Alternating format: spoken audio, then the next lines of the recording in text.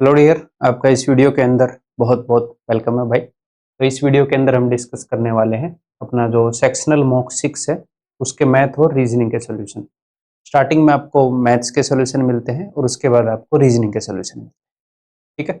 और ये हम कर रहे हैं जैसा कि आप लोगों को पता है कि जो टीयर 2 के मॉक हैं उनके सॉल्यूशन कर रहे हैं, जो कि CGL और CHSL के लिए यूजफुल रहे। और ये मॉक्स आपके इस साल तो यूजफुल रहेंगे ही, अगले साल भी ये यूजफुल रहेंगे, ठीक है। ऐसे मॉक है, ठीक है। और इस मॉक का जो लेवल है हमेशा की तरह मैं आपको बताऊंगा फर्स्ट जो क्वेश्चन की स्लाइड है उसके ऊपर, ठीक है। स्टार्ट करते हैं। आगे बढ़ने से पहले एक चीज बता दूं ऐसे लोगों को जो हो सकता है पहली बार ये वीडियो देख रहे हो कि भैया ये जो मॉक है ये प्रैक्टिस मॉक्स हैं, तो पहले आपने इन मॉक्स को अपनी ऐप या वेबसाइट के ऊपर देना है। इवन की वेबसाइट है evencoachingcenter.com, ऐप का लिंक वीडियो के डिस्क्रिप्शन, ठीक है। वहां पर आपने मॉक देना है, उसके बाद आपने ये वीडियो देखना। तो उसके बाद जब आप ये वीडियो देखोगे तो यूट्यूब पर आने की जरूरत नहीं है। वही ऐप के अंदर जब आप मॉक दोगे तो उसी मॉक के नीचे जब आप क्लिक करोगे तो यही वीडियो खुलेगी, ठीक है। एग्जैक्टली वेबसाइट पे कैसे दिखेंगे, ऐप में कैसे दिखेंगे, इससे पहले वाले मॉक्स में मैं बता चुका हूं, उनमें आप देख सकते हो, ठीक है मेरे भाई। क्लियर है। एक और चीज मैं बताने वाला था, चलो ठीक है। तो मैं ये अज्यूम कर रहा हूं कि पहले आपने ये मॉक दिया है और उसके बाद आप इस वीडियो को देख रहे हैं, तो आप कंफर्टेबल होकर अपने हिसाब से इस वीडियो को 1.5 या फिर मेरे को लग रहा है कि 2x पर सही रहती है। जिस हिसाब से मैं बोलता हूं आप 2x के ऊपर इस वीडियो को देख सकते हैं। इस वीडियो के अंदर आपको दो तरीके के सॉल्यूशन मिलते हैं। कुछ तो टेक्स्ट सॉल्यूशन मिलते हैं जो आप पॉज करके देख सकते हो, ठीक है। और कुछ ऐसे क्वेश्चन है जिनमें मैं वीडियो सॉल्यूशन देख के कुछ ऐड ऑन कर सकता हूं आपकी प्रिपरेशन के अंदर, उनके वीडियो सॉल्यूशन में, ठीक है। तो अब आगे बढ़ते हैं, मिनिमम टाइम के अंदर मैक्सिमम आउटपुट निकालते हैं। कर दे स्टार्ट, चलो।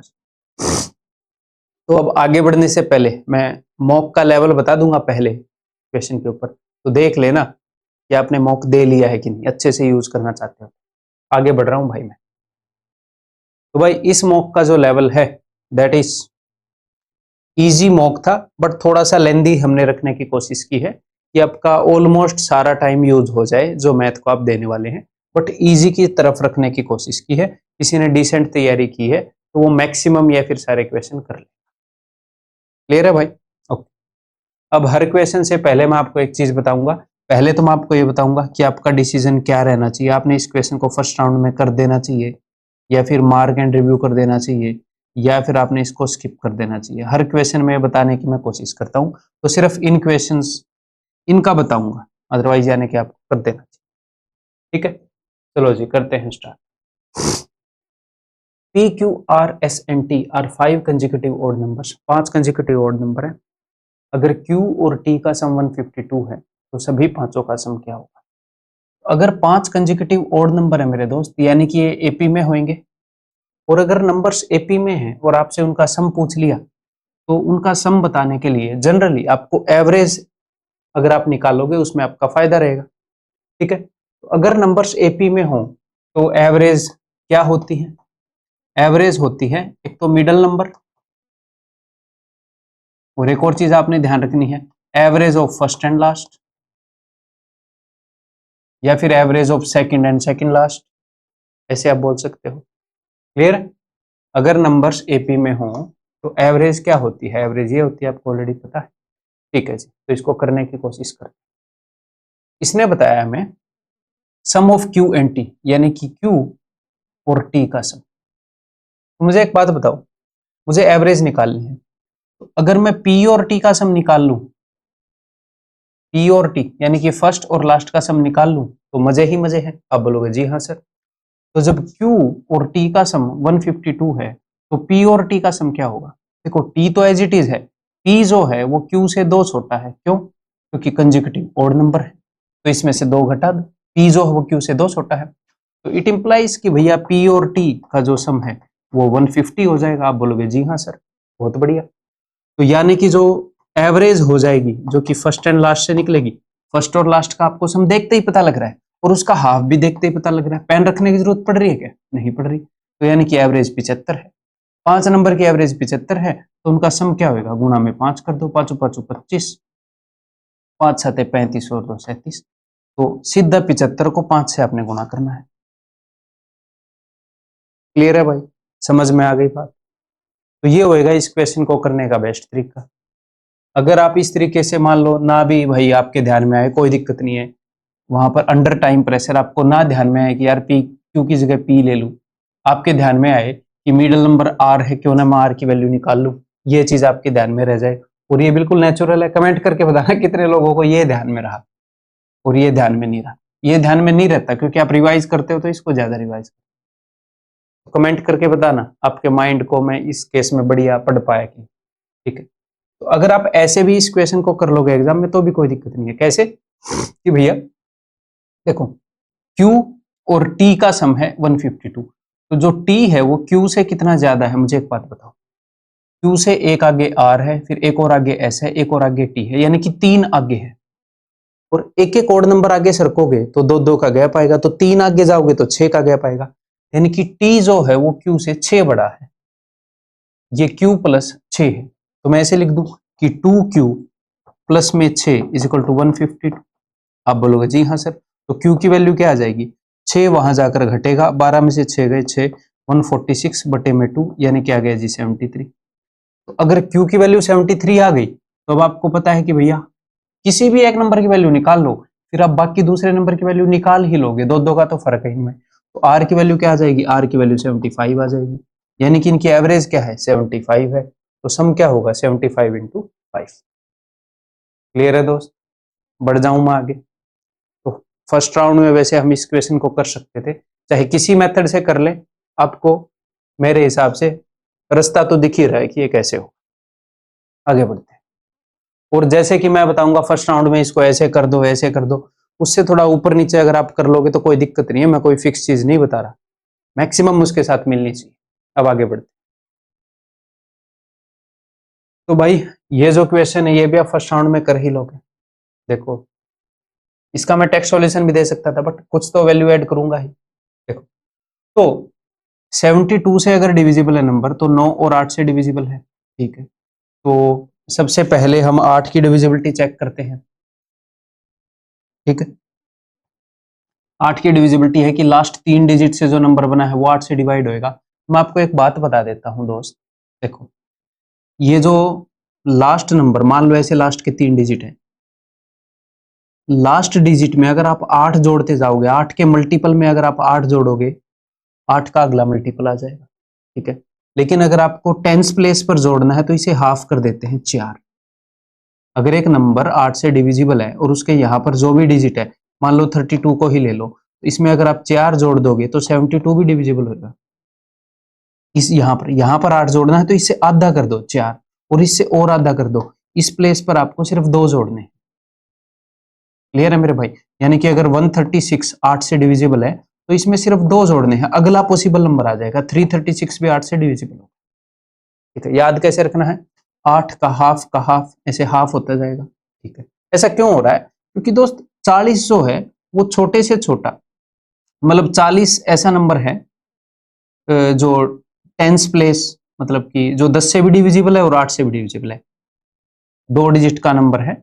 यानी कि यहां पर जिसके यहां पर 0 हो और यहां पर कोई डिजिट हो वो 40 है। यानी कि आप यहां पर 4 ऐड कर रहे हो तो आप 40 ऐड कर रहे हो, मैं ये कहना चाह रहा हूं, जो कि 8 से डिविजिबल है। जब आप 2 ऐड कर रहे हो तो आप तो हंड्रेड्स प्लेस में ऐड कर रहे हो, तो आप 200 ऐड कर रहे हो। जी हाँ सर, तो इसका फायदा क्या है? इसका एक ये भी फायदा है कि यहां पर 2 के मल्टीपल को गायब कर दिया करो। 2 3 6 है, 6 को मारो गोली, ये एक्चुअल में 0 है, तो 0 यहां पर कुछ होना चाहिए और यहां पर 2, तो यहां पर 0 हटाओ इसको। अगर ये 7 होता तो मैं मानता 1, क्यों? फिर आपको पहाड़े भी तो याद है 25 तक, तो आपको देखते ही पता चलेगा। यहां पर मैं ऐसा क्या लिखूं 0 को तो हटाओ कि 8 से डिवाइड हो जाए, आप बोलोगे जी 32। 1 2 12 नहीं होता, 2 2 नहीं होता, 0 2 नहीं होता, 3 2 4 8 चौके 32 होता है। तो आपको सबसे छोटी पॉसिबल वैल्यू जो x की मिलनी है वो तुरंत ही मिल गई। और यहाँ की वैल्यू में फिर आप क्या करते हो? आप 4 जोड़ते हो, तो 3 और 4 7, 7 में 4 जोड़ो 11, 2 डिजिट का है। 3 में 4 घटाओ, पिछली पॉसिबल वैल्यू -1, माइनस ले नहीं सकते, तो दोनों पॉसिबल वैल्यू तुरंत मिल गई। फास्टेस्ट वे है ये। क्लियर है? ओके जी।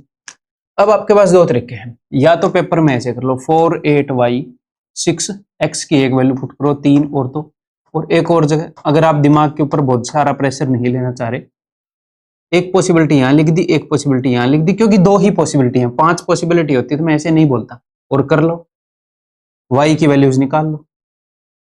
क्लियर है?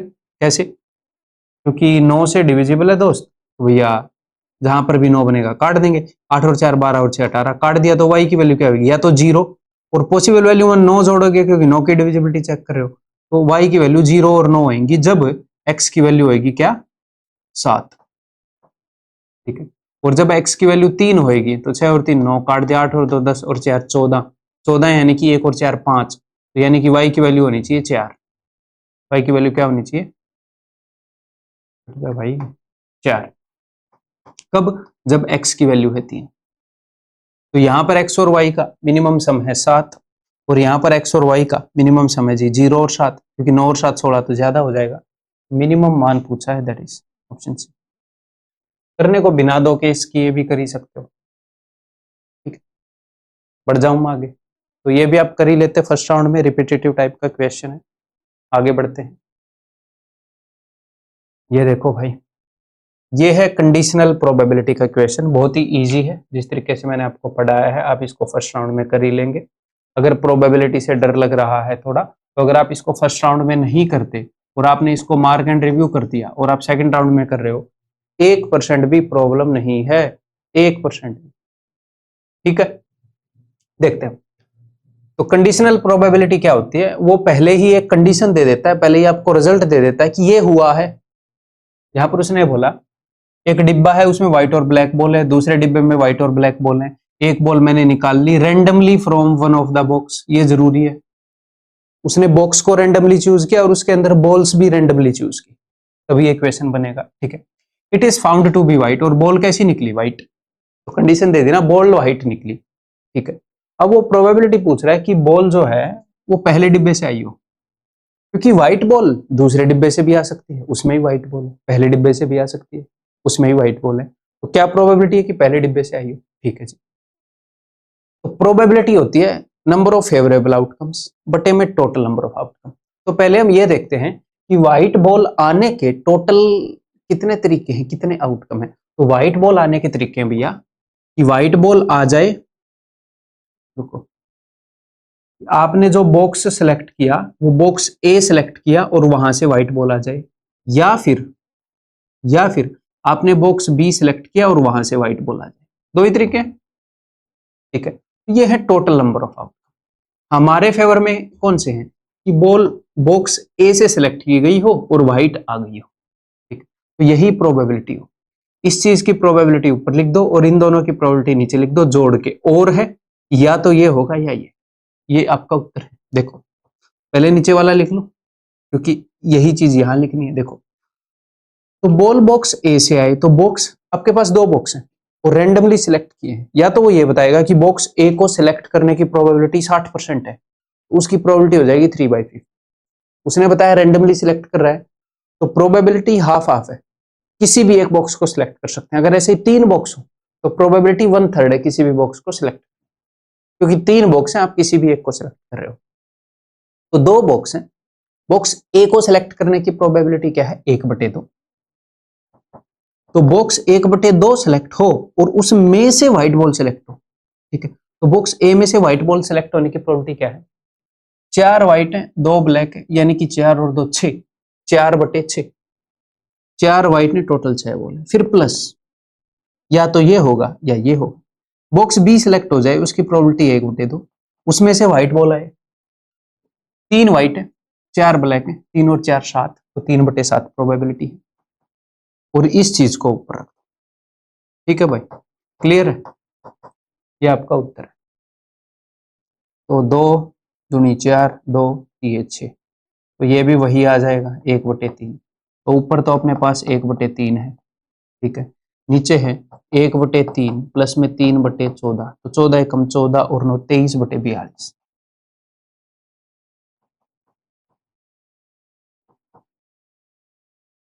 ऑप्शन है। क्वेश्चन इजी है, फिर भी वीडियो सॉल्यूशन क्यों करवा रहा हूँ? प्रोबेबिलिटी थोड़ा सा ऐसा टॉपिक है, बच्चे अनकंफर्टेबल होते हैं तो करवा देता हूँ मैं हर मॉक में।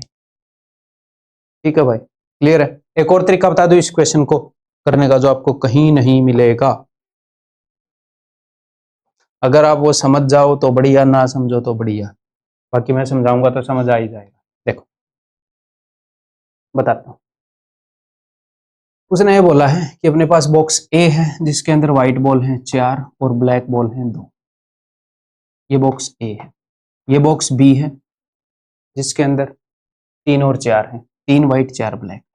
ठीक है, समझ आ जाए तो ठीक है, ठीक है, समझ ना आए तो फिर ये एक्सपेरिमेंट मत करना पेपर या मॉक में। ठीक है, उसने ये बोला है कि बॉक्स ए और बॉक्स बी दोनों को सिलेक्ट करने की प्रोबेबिलिटी इक्वल है, मतलब रैंडमली छाट रहा है। इसकी भी 50% है प्रोबेबिलिटी छटने की, इसकी भी। सर कहाँ बोला है? जब उसने बोला मैं रैंडमली बॉक्स को छाट रहा हूं, इस बात में उसने बोल दिया। ठीक, तो यहां पर आपने करना क्या है, इन दोनों की छटने की प्रोबेबिलिटी इक्वल है तो इनकी टोटल नंबर ऑफ बॉल्स को इक्वल कर दो। 4 और 2 6, टोटल बॉल 6 है, 3 और 4 7, टोटल बॉल 7। ठीक, क्योंकि अगर यहाँ 6 बॉल है, यहाँ 7 बॉल है और इन रेशियोज को मैं आपस में यूज करने लग जाऊं तो इसकी प्रोबेबिलिटी कम होगी ना भाई छटने की, कम बॉल है। बराबर कर दो, ऊपर वाले को 7 से गुणा कर दो,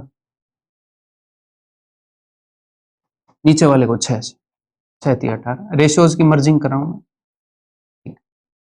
तो मैंने दोनों की प्रोबेबिलिटी बराबर कर दी। जी हाँ, अब आप इन दोनों रेशियोज को आपस में यूज कर सकते हो। तो उसने बोला बॉल व्हाइट छटी है तो व्हाइट छटी होगी यहीं से, वहां पर तो सारी ब्लैक है, तो टोटल कितना है भैया? ये हो जाएगा जी 40। ठीक है, और ए से ही आनी चाहिए, तो वहां पर कितनी बॉल है? 28। दिस इज योर आंसर भाई। 2 से काट दो, 14/23, यही आया था क्या? इस तरीके से कहीं पर क्यों नहीं मिलेगा? क्योंकि मैं बचपन से मेरा दिमाग काम करता है कंसेप्चुअल चीजों को, और ये टॉपिक है नए स्टैटिस्टिक्स वगैरह, मेरे को पता है अगले कुछ साल तक तो मैं ही कंसेप्चुअल यहाँ पर पढ़ाता रह जाऊंगा। लोग बुकिस बहुत पढ़ाते हैं, बाकी टॉपिक तो पुराने थे, तो धीरे धीरे इतने सालों से वो कंसेप्चुअल हो चुके हैं, धीरे धीरे कंसेप्ट फैलते हैं ना। ठीक है भाई, आगे बढ़ जाऊं मैं। तो ये टेक्स्ट सॉल्यूशन पॉज करके देख लो, जब भी टेक्स्ट सॉल्यूशन आए पॉज करके देख लेना। और ये जो क्वेश्चन है फर्स्ट राउंड में आप कर लोगे, ये जो क्वेश्चन है ये भी फर्स्ट राउंड में आप कर ही लोगे। ठीक है, जब उसने ये बताया भाई इस ट्रायंगल की 2 साइड्स हैं 1 और दोनों इक्वल हैं और इसका √2 गुना ये साइड है, तो यानी कि उसने रेशियो 1:1:√2 बता दिया, यानी कि ये इसी ट्रायंगल में होता है 45-45-90 में। यहां से आपको पता लग जाना चाहिए कि राइट एंगल ट्रायंगल। आगे तो टेक्स्ट सॉल्यूशन दिया ही है, आगे बढ़ते हैं। ये देखो, और अपना एक चैनल है E1 क्लिप्स नाम से, उसके ऊपर शॉर्ट्स मैं डालता हूँ। वहां पर जब मैंने शॉर्ट्स डाले तो ये जो आप क्वेश्चन देख रहे हो ये मैं ऑलरेडी इसी टाइप का क्वेश्चन करवा चुका हूँ, और अभी जो मेथड बताऊंगा उसी मेथड से। ठीक है, पहले मैंने शॉर्ट्स नहीं डाले थे, अब डाले हैं। कब? जब यूट्यूब ने 3 मिनट के शॉर्ट्स अलाउ कर दिए, और मेरे दिमाग में कुछ ऐसा आया कि हाँ अब मैं ऐसा कंटेंट डाल सकता हूँ इतने टाइम में, ये वाला कंटेंट जो एक्चुअल में वैल्यू ऐड करेगा। ठीक है, मैं ऐसा कंटेंट नहीं डालता जो आपकी लाइफ में वैल्यू ऐड ना करे, जो सिर्फ मेरी लाइफ में कर दे कि मेरी तो मार्केटिंग हो जाए, सामने वाले को कुछ मिले ना। ना, हम ऐसा कुछ ढूंढेंगे ना कि भाई मेरी भी रीच बढ़े और जो सामने वाला कंटेंट देख रहा है उसका भी वो जो टाइम है वो वेस्ट ना हो। अभी तो फायदा है दिमाग का, नहीं तो क्या फायदा? विन विन सिचुएशन क्रिएट नहीं कर पाए तो क्या फायदा? ठीक है, तो ये जो चैनल है इसे अगर आपने सब्सक्राइब नहीं किया है तो इसे सब्सक्राइब कर लो, और इसको कैसे यूज करना है वो मैं बता देता हूँ। इसको ऐसे यूज, मैं ये नहीं बोल रहा कि इसी चैनल के शॉर्ट्स देख देख के पूरा सिलेबस का रिवीजन कर लो। रिवीजन तो कैसे करना बता रखा है, बैच में बता रखा है, स्ट्रेटेजी में बताता हूँ। ठीक है, बट आप यूट्यूब पे आए हो, कभी कोई रैंडम कंसेप्ट रिवाइज हो जाएगा, कभी कोई रिवाइज हो जाएगा, और इतने टाइम के अंदर मैं आपको बढ़िया, जो इतने टाइम में मैक्सिमम जो मैं आपको दे सकता हूँ वही दूंगा। तो वो धीरे धीरे थोड़ा थोड़ा रिवाइज होता रहेगा, रोज एक शॉर्ट देख लोगे आपके सामने आ जाएगा। तो जैसे ऐसे डिस्ट्रैक्शंस आती हैं यूट्यूब के ऊपर जो आपका कहीं पर भी टाइम वेस्ट कर देंगे, एक पॉजिटिव डिस्ट्रैक्शन, आप यूट्यूब देख रहे हो आपके सामने काम की चीज है। ठीक है, चलिए अब क्वेश्चन का सोल्यूशन करते हैं। तो भाई उसने बताया है कोफिशिएंट ऑफ मीन डेविएशन बता दो, टाइम लेकर बताऊंगा इक्वेशन अच्छे से। तो सबसे पहले तो इस चीज को समझो कि मीन डेविएशन का क्या मतलब है। इसको आप अपने दिमाग में ऐसे देखा करो, एवरेज डेविएशन, तब आपके समझ में आएगा। Average deviation from the median, क्योंकि इस मीन से कई बच्चे फिर मीन ही समझ लेते हैं। यहां पर मीन का मतलब है एवरेज, कि जो डेविएशन है ना मीडियन से इन चीजों की, उसकी एवरेज क्या है। डेविएशन यानी कि ये जितने जितने डेविएट कर रहे हैं, जितना दूर जा रहे हैं, उसका एवरेज क्या है। तो ठीक है, तो 7 नंबर है, सबसे पहले तो इनकी मीडियन हो जाएगी भाई चौथे नंबर पर 7 + 1/2। फोर्थ जो नंबर होगा वो हो जाएगा आपका मीडियन। ठीक, फोर्थ नंबर कौन सा है जी, 50। 50 से इनका डिफरेंस देखना है। अब मैं आपको एक बात बता देता हूं, देखो मीडियन है अपनी m1, ये है नंबर अपना x1, x2, x3, x4 ऐसे। ठीक है, तो मीडियन जो है वो जितने नंबर से बड़ी होगी उतने ही नंबर से छोटी होगी। ठीक, अगर यहां पर आप 50 - 10 देखोगे 40, तो आप देख रहे हो मीडियन माइनस पहला वाला नंबर, फिर आप देख रहे हो मीडियन माइनस दूसरे वाला नंबर, एंड सो ऑन।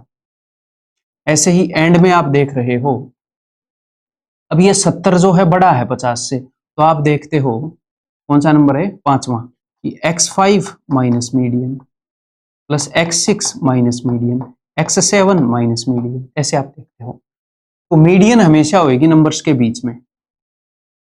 ये मैं क्यों बता रहा हूं, ये मैं इसलिए बता रहा हूं, यहां पर मीडियन है प्लस की, यहां पर मीडियन है माइनस की। जब मैं इन ब्रैकेट्स को हटा दूंगा तो ये ऐसे कट जाएगा, ये ऐसे कट जाएगा। एक्चुअल में पता है हो क्या रहा है, जो मीडियन से बड़े नंबर हैं वो सारे आ जाएंगे पॉजिटिव के, और मीडियन से छोटे नंबर हैं वो आ जाएंगे नेगेटिव के। अच्छा जी, तो कुल मिलाकर जो मीडियन से बड़े नंबर हैं उनमें से आप मीडियन से छोटे नंबर घटा रहे हो। सर अगर ऑड नंबर ऑफ टर्म्स ना हो तो क्या हो गया, अगर 4 टर्म्स हो गए तो भाई मीडियन तो हमेशा यही रहेगी। मीडियन से 5 टर्म बड़े हैं तो 5 छोटे रहेंगे, मीडियन से n टर्म बड़े हैं तो n छोटे रहेंगे। ये this method will never fail. ठीक है, तो अगर आपको इतना समझ में आ गया कि ये एवरेज डेविएशन है, तो हमेशा आप ये तो कर ही पाओगे ना कि भैया मीडियन के बड़े नंबर में से मीडियन के छोटे वाले घटा दो। तो ये जो काम आप कर रहे हो कि 50 में से 10 गए 40, 50 में से 30 गए 20, 50 में से 40 गए 10, 70 में से 50 गए 20, ये नहीं करना पड़ेगा। अब देखो कितना फास्ट हम करेंगे। मुझे इन सब में से ये घटाना है, 40 और 30 70 है, ये तो गया। ठीक है, और 90 में से 10 गया 80, ये है भैया उनमें से मैंने घटा दिया तो बच गया 210। तो ये आ गई टोटल डेविएशन, कि एवरेज से टोटल कितनी डेविएट हो रही है चीजें, मीडियन से सॉरी टोटल। मुझे तो एवरेज निकालनी है, तो नंबर कितने हैं, 7 नंबर है। तो इसे बोलते हैं कि एवरेज डेविएशन आ गई, यानी कि मीन डेविएशन आ गई। किस चीज से भाई, भाई मीडियन से। ठीक है, अब कोफिशिएंट ऑफ मीन डेविएशन क्या होता है, ये होता है, चाहे मीडियन से निकालो या मीन से निकालो, आप मीन डेविएशन निकालो। अगर आप मीडियन से निकाल रहे हो तो मीडियन से डिवाइड कर दो, अगर आप मीन से निकाल रहे हो तो मीन से डिवाइड। मीन से कैसे निकालते हैं डेविएशन, इन सब का मीन निकलेगा, फिर देखेंगे मीन से चीजें कितनी दूर है सारी, कितना कितना डिफरेंस। ठीक है, तो भाई साहब ये तो हो गया 30, 30 को डिवाइड कर दोगे मीडियन से जो कि थी 50, चौथा 3/25। ठीक है, आगे बढ़ जाओ।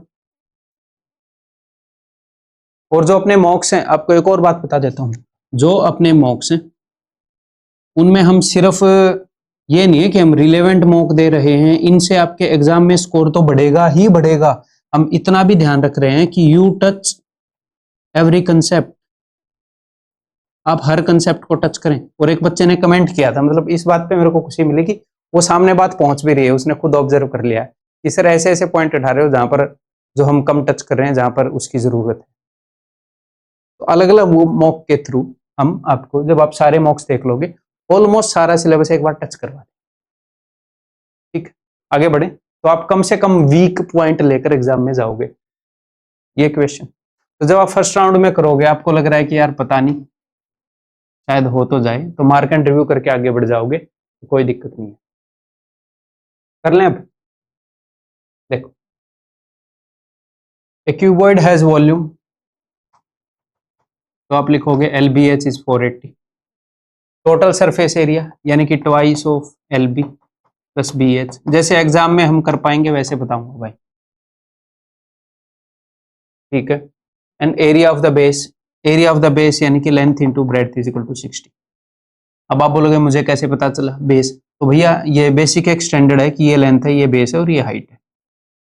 जब तक अलग तरीके से हाइट वही तो होती है, चीज ऊंची कितनी है, क्लियर है। तो ये लेंथ है, ये बेस ब्रेड्थ है, area of the base length into breadth. हालांकि इससे फर्क नहीं पड़ता, क्यों? क्योंकि उसने हमसे पूछी है कि length plus breadth plus height, तो क्या लेंथ है क्या ब्रेड्थ है उससे फर्क नहीं पड़ रहा है, क्योंकि तीनों का सम ही पूछा है। निकालनी स्टार्ट करें। देखो मुझे एल बी की वैल्यू पता है 60 है, तो ये 60 है, तो भैया एच कितनी आ गई, एच आ गई 8।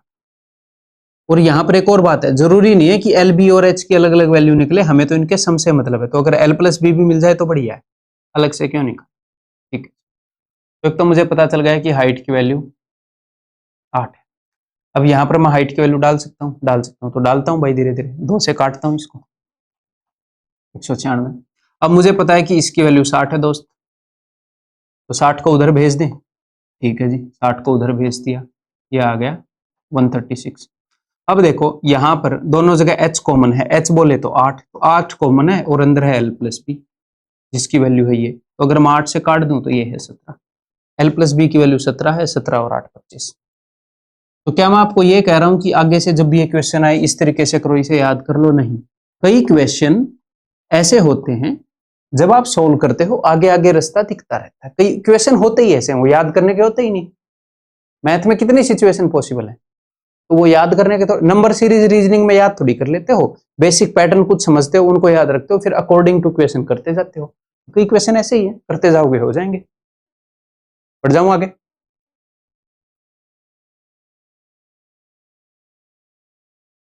पॉज करके देख लो भाई एक बार, मैं एक छोटी सी चीज आपको रिवाइज करवा देता हूँ। यहाँ पर तो हमने यूनिट डिजिट से क्वेश्चन को कर लिया, अगर पूरा करना पड़े तो हम इसको डिजिटल सम से भी कर सकते हैं, 9 से डिवाइड करके रिमाइंडर, 4 से डिवाइड करके रिमाइंडर, जो कि मैं आपको पहले बता चुका हूँ। अदरवाइज फिर भी पूरा करना पड़े, जब कभी भी मान लो 99 से आपको मल्टीप्लाई करना पड़ गया एक 2 डिजिट, ये जो मैं पहले बता चुका हूँ उसी को रिवाइज करवा रहा हूँ, तो ये जो भी यहाँ पर लिखा हुआ है इसको एक कम करके लिख दो 83। बेसिकली इसको हम 100 - 1 करके ट्रीट करें, बट उसको करने का छोटा तरीका। फिर 9 में से 3 गए 6, 9 में से 8 गए 1। हाँ, कई बच्चों को इसमें डाउट हो जाता है कि 9 में से 3 गए उसको 6 यहाँ लिखूं और 9 में से 8 गए यहाँ लिखूं, तो यार ये देख लो 9 चौके 36 यूनिट डिजिट से आएगा, तो अपने आप समझ में आ जाएगा कि 9 - 3 से यहाँ लिखना। ऐसे ही अगर 3 डिजिट हैं उससे आपने इसको मल्टीप्लाई किया, एक घटा के लिख दो 812, 9 में से 2 गए 7, 9 में से 1 गए 8, 9 में से 8 गए, ये उत्तर है। ऐसे ही 999 को 999 से मल्टीप्लाई किया, ऐसे ही 999 को 998 लिख दिया, 9 में से 8 गए 1, 9 में से 9 गए 0, 9 में से 9 गए 0, तो ये आ जाना। ठीक है, आगे बढ़ जाऊं, ये भी पॉज करके कर लोगे भाई आप। आगे बढ़ते हैं, और इन क्वेश्चंस में ऑफ कोर्स आपने इन चीजों का ध्यान रखना है हमेशा, इसीलिए मैं शांति से करने को बोलता हूँ कि भैया ये डायमीटर है रेडियस नहीं है। तो ये जो सिली मिस्टेक्स हैं ये एक ही चीज से आपकी हट सकती हैं, शांति। ठीक, कामली पढ़ो। ये भी पॉज करके आप कर लोगे। आगे बढ़ रहा हूं भाई, ये भी पॉज करके आप कर लो, टेक्स्ट सॉल्यूशन से ही हो जाएगा। मैं आगे बढ़ रहा हूँ, ये देखो ये भी टेक्स्ट सॉल्यूशन से हो जाता, बट आपको कुछ चीज यहाँ पर सिखाना चाह रहा हूँ। उसने ये बताया है कि एक बोट जो है 90 किलोमीटर गई है, ठीक है, और वापिस आ गई है, और जो बोट है बोट की स्पीड इतनी है, जो नदी है उसकी स्पीड हमें पता नहीं है, तो नदी की स्पीड बताओ। ऐसे क्वेश्चन में आप ऑप्शंस का मैक्सिमम टाइम ऐसा होता है, हमेशा ना हो तो, कि आप ऑप्शंस को यूज कर पाते हैं। कैसे? 90 किलोमीटर गई है वो और एक बार 90 किलोमीटर आई है, ठीक है, तो बोट की स्पीड है जी 14, तो मान लो पानी की स्पीड कुछ भी हो, तो एक बार वो 14 प्लस डब्ल्यू से जाएगी, एक बार 14 माइनस डब्ल्यू से, एक बार पानी उसका साथ देगा, अगर डाउन स्ट्रीम में जाएगी तो एक बार पानी उसके अगेंस्ट होगा। ऐसे क्वेश्चन में सिंपल सिचुएशन है तो आप ऑप्शन यूज कर सकते हो कि 14 में एक बार तो 3 जुड़ेगा, एक बार घटेगा। उसने बोट की स्पीड, पानी की स्पीड पूछी है, तो 14 और 3 17 से डिवाइड हो रहा है कि नहीं, तो चेक भी मत करो, माइनस वाला मत करो, मोस्ट प्रोबेबली वो डिवाइड हो रहा होगा, क्वेश्चन ऐसे सेट होते हैं। तो 14 में 5 जोड़ा 19 से डिवाइड हो रहा है क्या 90? नहीं हो रहा, हटाओ। 14 में 4 18 से डिवाइड हो रहा है, हाँ 18 5 90। 14 में 4 जोड़ लिया था, अब 14 में 4 घटा दो 10, तो यहाँ पर लग जाएंगे 10 में 90, 9 घंटे, ओवरऑल 14 घंटे लग गए। जी हाँ सर, कंडीशन सेटिस्फाई भी होगी 14 घंटे। तो कई क्वेश्चंस को आप ऐसे भी कर पाओगे। अगर बोट की स्पीड या फिर पानी की स्ट्रीम की स्पीड में से एक स्पीड गिवन हो और एक दे रखी हो, तो इन क्वेश्चंस को ऐसे कर पाते हो आप मैक्सिमम क्वेश्चन को जो अपने एग्जाम में आते हैं, और हमने वही करने हैं। तो एक तो ये तरीका हो गया भैया ऑप्शन यूज करने वाला। दूसरा तरीका तो है ही है, वो बंदा इस पॉइंट से इस पॉइंट तक गया और फिर वापिस आ गया। जी हाँ, तो एक बार गया होगा वो 14 प्लस डब्ल्यू की स्पीड से, और फिर आया होगा 14 माइनस डब्ल्यू की स्पीड से। एक तरफ ये स्पीड रही होगी, एक तरफ ये। तो जब सेम डिस्टेंस अलग अलग स्पीड पर ट्रेवल करते हैं तो एवरेज स्पीड क्या होती है? 2ab upon a plus B, पता है? तो यही है 2a इंटू बी, जो कि हो जाएगा a square minus B square, क्योंकि a plus B a minus B है। 2ab upon a plus B, इन दोनों को जोड़ोगे तो 28। तो ये तो पूरी जर्नी की एवरेज स्पीड है। पूरी जर्नी का टाइम क्या है सर? 14। तो पूरी जर्नी का डिस्टेंस आ जाएगा, यानी कि जाने और आने दोनों का डिस्टेंस आएगा। सिर्फ 90 मत लिखना, पूरी जर्नी की एवरेज स्पीड, पूरी जर्नी का टाइम, तो आने जाने का डिस्टेंस आ जाएगा। जी हाँ सर, तो बस कर लो। 14 दूनी 28, 90 दूनी 180, 196 में से कितना घटाऊं कि 180 आए? आप बोलोगे जो 16, यानी कि W square 16, W equal to. आगे बढ़ते हैं भैया, ये भी आप कर ही लोगे टेक्स्ट सॉल्यूशन से। डायगोनल्स 1 डायमेंशनल चीज है और एरिया 2 डायमेंशनल चीज है, इनका जो भी रेशियो होएगा उसका स्क्वायर करके एरिया का आता है। आगे बढ़ते हैं, ठीक। ये देखो, यहां पर उसने हमें ये बताया है कि a क्या है? Sum of all the prime numbers less than 20, और b है उनका प्रोडक्ट।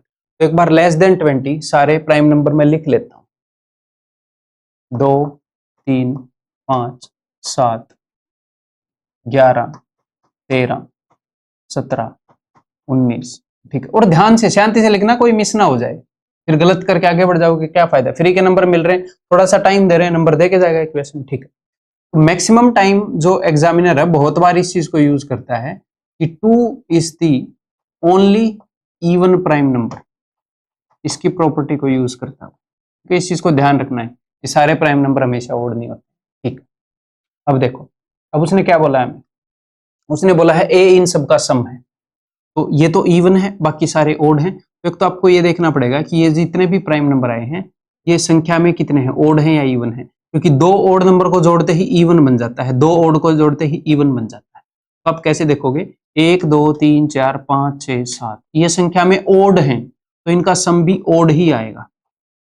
देखो, इन दो ओड को जोड़ के इवन बन गया, हटाओ, इन दो ओड को जोड़ के इवन बन गया, हटाओ, इन दो ओड को जोड़ के इवन बन गया, तो ये जितने भी हैं उनसे तो इवन बन गया। इवन प्लस ओड तो हमेशा ओड होता है ना, ठीक है। तो जब भी आप odd number of odd numbers को जोड़ दो, कि ओड 1 प्लस ओड 2, ये एक नंबर है, ओड नंबर सारे ओड नंबर है, एन ओड नंबर्स को जोड़ दिया, जहां पर एन है ओड, तो ये ओड ही होएगा। अगर एन हो गया इवन तो ये इवन हो जाएगा। दो ओड नंबर को जोड़ोगे तो इवन आएगा, 4 ओड नंबर को जोड़ोगे तो इवन आएगा, 6 ओड नंबर को जोड़ोगे तो इवन आएगा, 7 ओड नंबर को जोड़ोगे तो ओड आएगा, 9 ओड नंबर को जोड़ोगे तो ओड आएगा। तो कर चुके हैं हम ये चीज, बेसिक है, क्लियर है। तो ये सब आपको ओड देंगे, फिर ओड प्लस में इवन, तो आपको सम तो भैया ओड ही मिलेगा, ओड प्लस में इवन। तो जो इनका सम था क्या था? ए तो दोस्त ओड होगा, ठीक है। और उसने बताया है प्रोडक्ट, तो प्रोडक्ट आप सीधा आंख मूंद के बोल सकते हो इवन। अगर उसने दो को इंक्लूड कर लिया तो सारे प्राइम नंबर का प्रोडक्ट इवन। अगर दो को इंक्लूड नहीं किया, दो के अलावा दुनिया के सारे प्राइम नंबर ओड हैं तो ओड।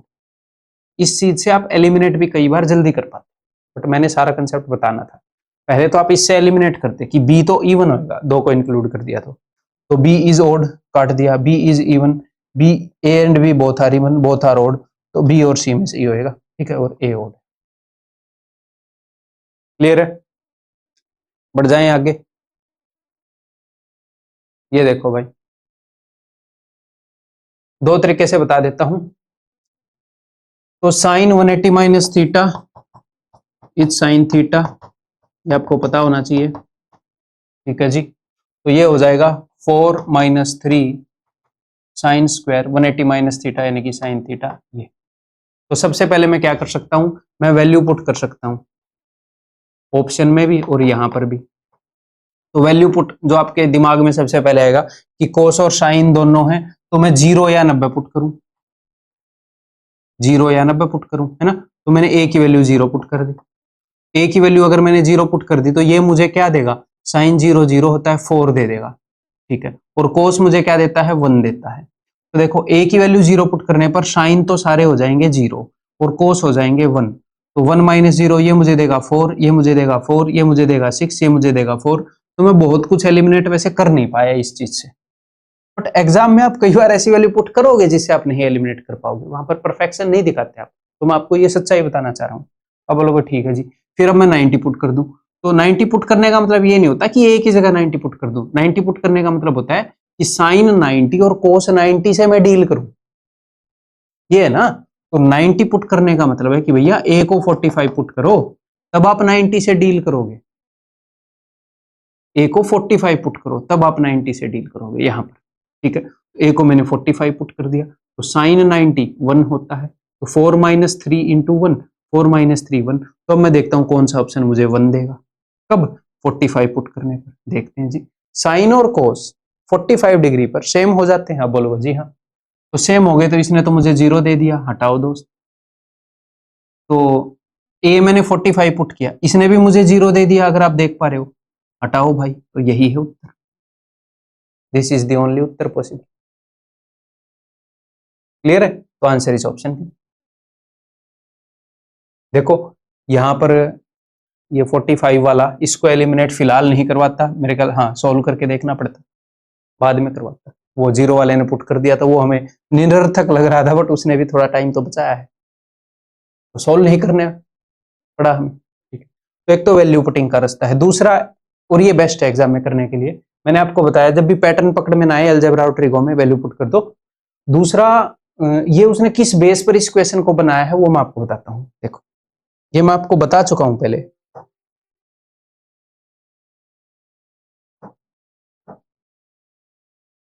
रिवाइज कर लेते हैं कि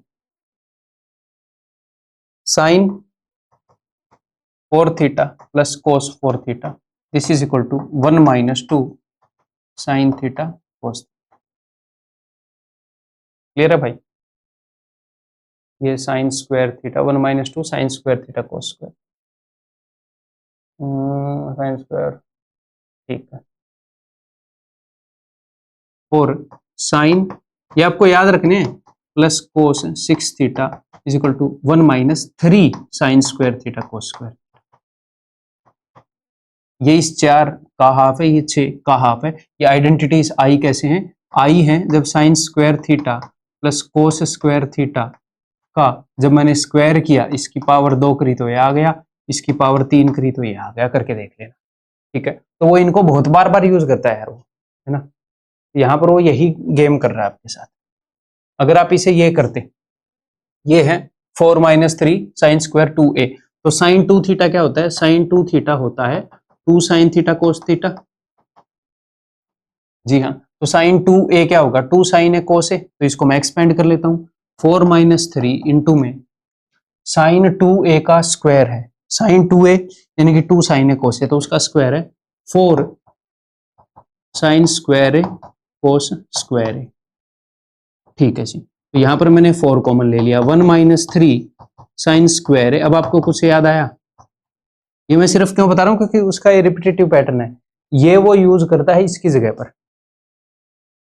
इसकी जगह कई बार, और कई बार इसकी जगह ये यूज करता है, वो ऐसे करके इक्वेशन बना है, ठीक है। आगे बढ़ जाऊं, ये पॉज करके कर लोगे आप, आगे बढ़ते हैं। ये भी पॉज करके कर लोगे, काफी रिपीटेटिव क्वेश्चन है, आगे बढ़ते हैं भाई। फर्स्ट राउंड में ही आपको कर देना चाहिए, पिछले वाला भी, ठीक है। ये क्वेश्चन अगर आप फर्स्ट राउंड के अंदर इसको अटेम्प्ट करते हैं, अगर ठीक तरीके से कर लेते हैं तो ठीक है, टाइम वेस्ट करते हैं तो वही गड़बड़ है भाई। ये लग रहा है कि टाइम लेगा, मुझे सोचना पड़ेगा कैसे करूं, तो मत करो फर्स्ट राउंड में, करते हैं। उसने बोला हर दिन एक फ्रूट सेलर क्या करता है, उसका आधा स्टॉक बेच देता है वाटरमेलन का, ठीक है।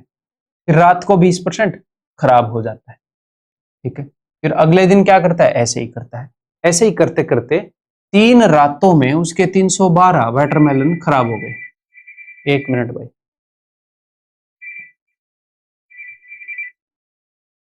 हेलो।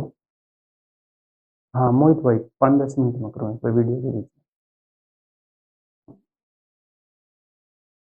में। ठीक है जी, क्लियर है। तो देखो, इसको फैंसी वे से मैं आपको बता सकता हूं, बट उससे करने की जरूरत नहीं है। दिमाग के ऊपर लाइट ऐसा वे बताऊंगा। तो आपने करना क्या है, ये देखो, हम ऐसी सिचुएशन क्रिएट कर लेंगे। उसने बोला कि वो हाफ स्टॉक को बेच देता है, हाफ यानी कि 1/2, और 20% स्टॉक खराब हो जाता है यानी कि 1/5, यानी कि कुल मिलाकर 10 से डिवाइड होएगा एक दिन में। और ऐसा ऐसा 3 दिन तक चल रहा है। तो 10 से 3 बार डिवाइड होने वाली वैल्यू अगर मैंने उठा ली, मैंने मान ली, तो बिना फ्रैक्शन के काम चल जाएगा। तो मान लेते हैं 1000। मैंने मान लिया भैया 1000 थे टोटल उसके पास वाटरमेलन। फिर उसने क्या हुआ, हर दिन उसने हाफ बेचे, तो उसने आधे तो बेच दिए, 500 उसके पास रह गए। इस 500 में से 1/5 खराब हो गए। तो 1/5 यानी कि 100 खराब हो गए, तो यानी कि आज के दिन उसके पास 400 है, ठीक है जी। इस 400 में से 200 तो बेच दिए, 200 उसके पास रह गए। और इस 200 में से 1/5 यानी कि 40 खराब हो गए। तो ये 2 दिन के बाद उसके पास इतने हैं। उसने 3 बार किया है ये काम। तो इसमें से 80 तो बेच दिए, 80 उसके पास रह गए थे। उसका 1/5 यानी कि 16 खराब हो गए। भाई के पास कितने बचे हैं, 64 बचे हैं। हमने एक सिचुएशन बना ली।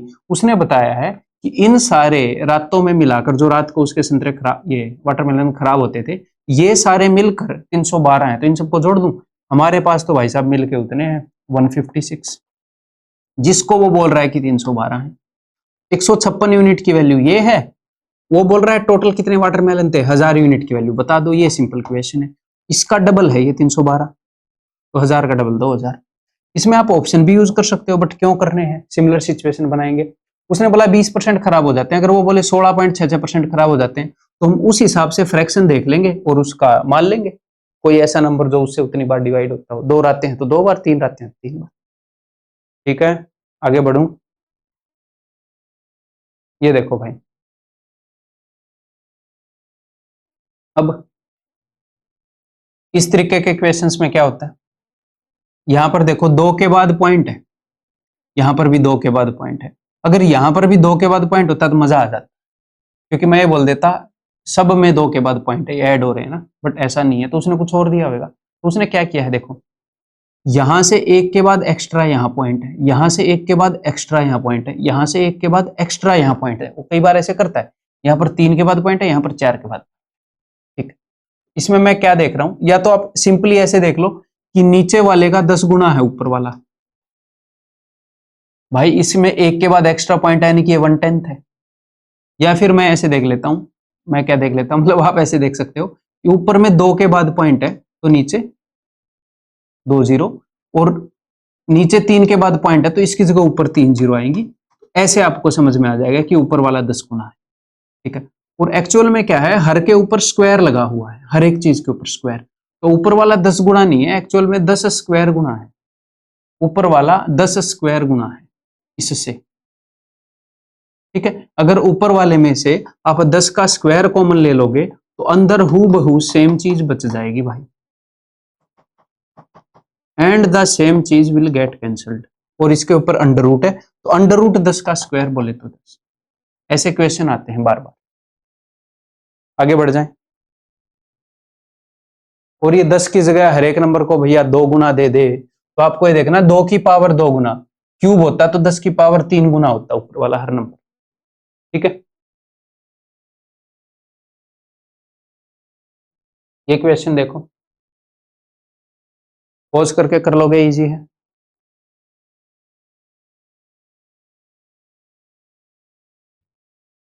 हाँ भाई, ये रिपीटेटिव क्वेश्चन है, पहले मैंने आपको करवा रखा है, तो अब करवा देता हूं इस तरीके से कि दोबारा कभी डाउट नहीं होएगा। देख लो, क्योंकि इसके एक नहीं, इसके मल्टीपल आंसर्स, मतलब कुल मिला के 4 तरह के, 4 तरीके से इसके उत्तर दिए जा सकते हैं।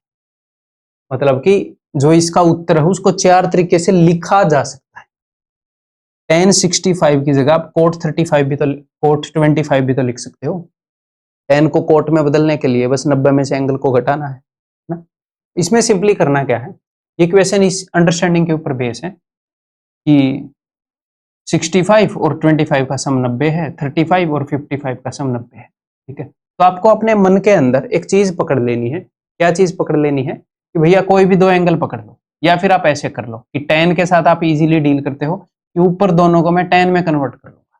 ठीक है, तो ऊपर tan 65 है, tan या कोट किसी में कन्वर्ट कर लूंगा। तो ये वाला एंगल मैंने 65 सोच लिया, और ये वाला अगर कोट को आपने tan के रूप में लिखना है तो आपको इतना पता है कि cot 90 minus theta is equal to tan theta.